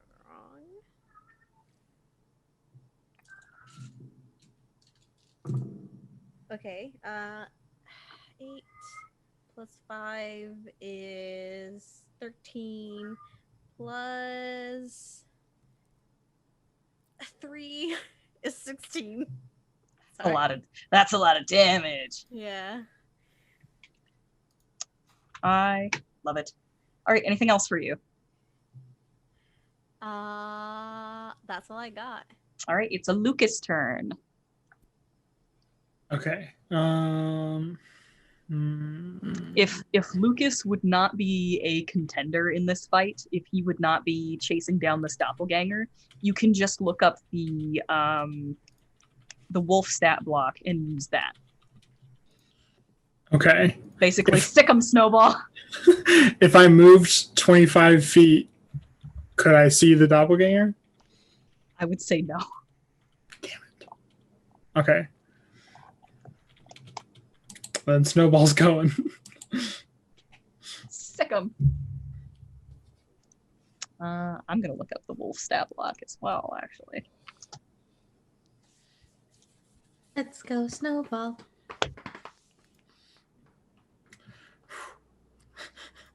Meanwhile, that lightning, like that ball of lightning, has basically like sailed over the crowd and connected with quote unquote you, Kuori, and people start screaming and kind of panicking, pushing each other. There is like an uproar going on in the square. You realize that you have kind of doubled back on that pyre going on outside of town hall. And it has started to die down a little bit. But yes. Were you able to find the wolf stat block there, buddy? Yeah. Okay. Wolves have a speed of 40 feet. If it double moved, it would be able to catch up with the doppelganger. Okay. And then can Lucas move 50 feet so that he is in line of sight for maybe next turn if they don't run? Sure. Okay. Just in case. Just in case. I think they're just going to keep running, but I will try. Hart, it is your turn. Okay. Hart is also going to go to the extent of the alleyway so he can look down and see, as Levi put in the chat, Fori. It's not Kuori, it's Fori. Kuori. Yes. And I think that Hart just like rears back and tries to make another shot with his archer form as a bonus action. That is a 15 to hit. 15 will hit. Okay. So then that is going to be for 6 points of radiant damage. Okay. And then as his action, he's going to move the moonbeam over. But I think what it looks like is that he like rears back, fires this radiant beam, and the beam tracks, hits, bounces upward, and then just starts burning the pillar back down onto this figure. So I need them to make another save as I move the moonbeam 60 feet to track this motherfucker. All right, what kind of save is this? This is it's a good save for me. That's a con save. Ah, I see. Okay, that's going to be 19. A 19. You have disadvantage because you're a shape changer. Oh, that is correct. It's an 18. That will succeed, but you still take half damage. You take half of 10 radiant damage. Oh my god. Okay. All right. Okay. This thing is looking pretty bad. It's like I'm gonna channel Kuori. I'm gonna be tough. But like its body is kind of like half melted. You can see parts of it are starting to slough off into the snow, kind of like gray Play-Doh, but it's still it's still maintaining that Kuori face. Is it the start of its turn? Yes. Cool, I need it to make that save again. Cool. And we didn't do that last time, but oh well. Yeah, we live and learn. Yes. That's a 12. Okay, a 12 fails. All right, let's see some damage, buddy. That is max for a total of 20 points of radiant damage, and it reverts back to its original form. I'm sorry, how much damage did you say? 20. Holy. Okay. So that it remains in it starts its turn in that beam, and you can tell that it's not having a good time. It looks over at Lukas, and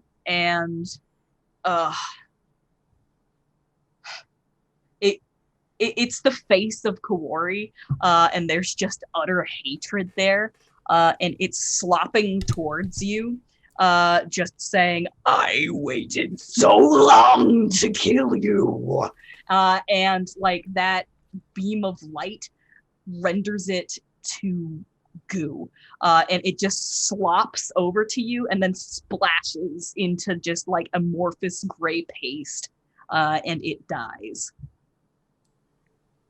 Hart, I can't. Indoor, I can't believe you killed my character.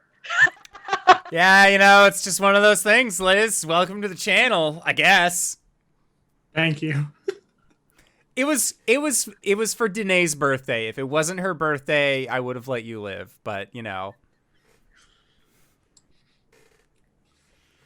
People are still kind of running and screaming.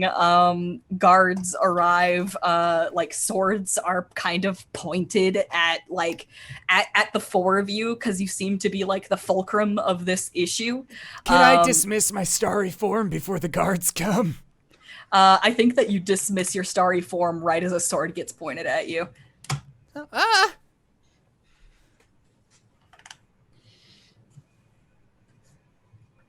Have we dropped initiative at this point? Yes, we are out of initiative.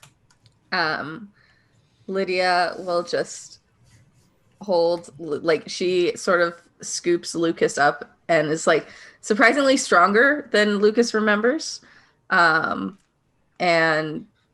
just looks at him, like, just exhaustion all over her face and tears running down her eyes, and says, "I thought I would never find you." Yeah, we already had this interaction today. He's like very hesitant now because the last person that said they were his sister stabbed him. So he's not sure. It's okay. I'll take the time to prove it to you. But for now, let's get you healed up, okay? Okay. And then she'll burn her last second level spell slot to cast Cure Wounds one more time.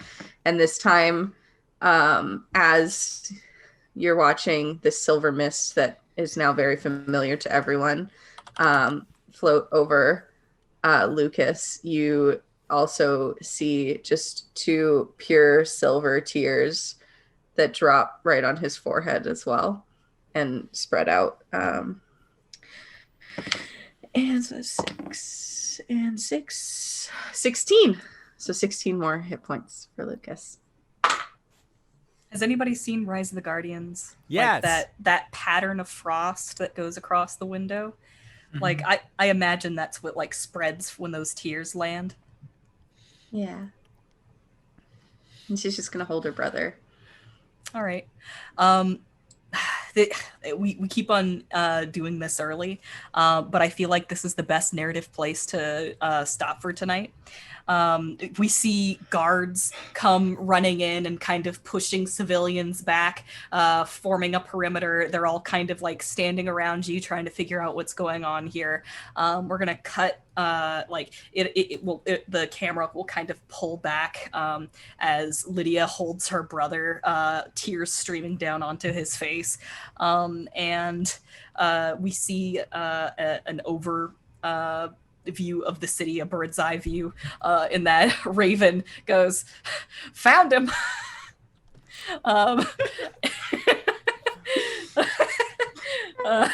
This crow has been so useful. We pull back a little bit more. We see a view of the city sitting at the bottom of the lake. We pull back even more. We see the mountains, and then snow blows over and blocks our view. And that's where we will end for today. Yay! Yay, today! Thank you for running this wonderful game of betrayal, intrigue, and finding of brothers. It was a blast, but I always have a blast whenever you're on the channel. Danae, where can we find you? What do you do? And thank you for following DFZ. Oh, thank you for the follow. Hi, everybody. My name is Danae Keener. You can find me at DanaeKeener.com. I do nerdy drawings, mostly related to D&D and a lot of things on this channel. I play as Coriander the Eldrin Paladin on Mondays. You can go to @DanaeKeener on Twitter to see the rest of my schedule. DanaeKeener.com. Hi everyone, my name is Satan, and you can find me on Twitter at Elizabeth. My brain is still reeling from this game, but you can also find me here playing on Sunday nights with these amazing people, this amazing DM. If you want to see more of me on other channels and also me here, Thursdays I'm here playing Math GM by Indoor, and once a month I'm here Wednesdays playing Monster Noir, my vampire mob boss Lilith, and what else do I got? I got many games. Mondays, tomorrow, you can find me over at Weave the Tale playing The Great American Witch. Saturdays, you can find me over at Valtrian's channel playing Dragon Age, and then right after that, I'm Plant Hunters playing more D&D. And Sunday mornings, you can find me over at The Hype Goblin, where I DM my own friends through my own homebrew world. With loose D&D rules, with my telenovela disguised as a D&D game. And I also do art, so if you want to check that out, you can go to my Twitter, LSFM, like I said, and see that. Oh, hi everybody. It's me, your girl LizMac, also known as LizMacD22 on Twitter. And as my friends shake their heads at me, you can find me here every Sunday night, now playing Real Dia, previously playing Doppeldia. And if you want to know more about what's going on with me, and also my amazing group of friends and community, including BlinkDog182, you can check out jabroni.tv to see our schedule with upcoming content. And additionally, if you're into really cool indie games and supporting small studios, I'm also the community manager at Clever Plays Studio. Our game Operation Tango is coming out later this year. So you can check us out at Clever Plays on Twitter or search Operation Tango on Steam. And happy birthday tonight. And Blinky, where can we find you? What do you do? Oh, hey, I'm in shock still.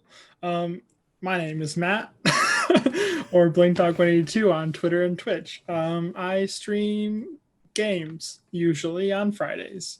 I'll be jumping into Sea of Thieves soon. That's kind of all I do right now. Totally fair. And if you've made it this far, you probably already know who I am, but if you don't, hey Acorns, what's up? It's me, your buddy, your pal, your friend, the Indoor Adventurer, the showrunner here at twitch.tv/Indoor Adventures. We do shows like this on Monday and Thursday at 5:30 p.m. Pacific Standard Time, as well as on Sundays at 7 o'clock p.m. Pacific Standard Time. If this is your first time joining us, you can go to youtube.com/Indoor Adventures to check up on all of the VODs of each of the games that we have played on this channel up until this point, including full playthroughs of Curse of Strahd, Ghosts of Saltmarsh, Waterdeep Dragon Heist, Tyrant Security, Tomb of Annihilation, and much, much more. We also are available wherever audiocasts are available for free, so check us out there. But for now, we are going to be going into our Patreon-supported after show called Nights in the Courtyard, where we answer questions not only from each other, but also from the community. So if you have any questions that you would like to ask myself or any of these other fine folk, feel free to join us at that Patreon, and we will do our best to respond in kind, because I have some fucking questions I need answered this evening, so I'm sure you all do as well. But for that, I would like to say, Blinky, thank you so much for joining us as a guest. Danae, thank you so much for running this game. And thank you to all of you players and listeners for showing up. I don't know where this is going. Obviously, to the after show. Thanks again, guys. And we'll see all of you guys next time. All right, everybody. Bye-bye.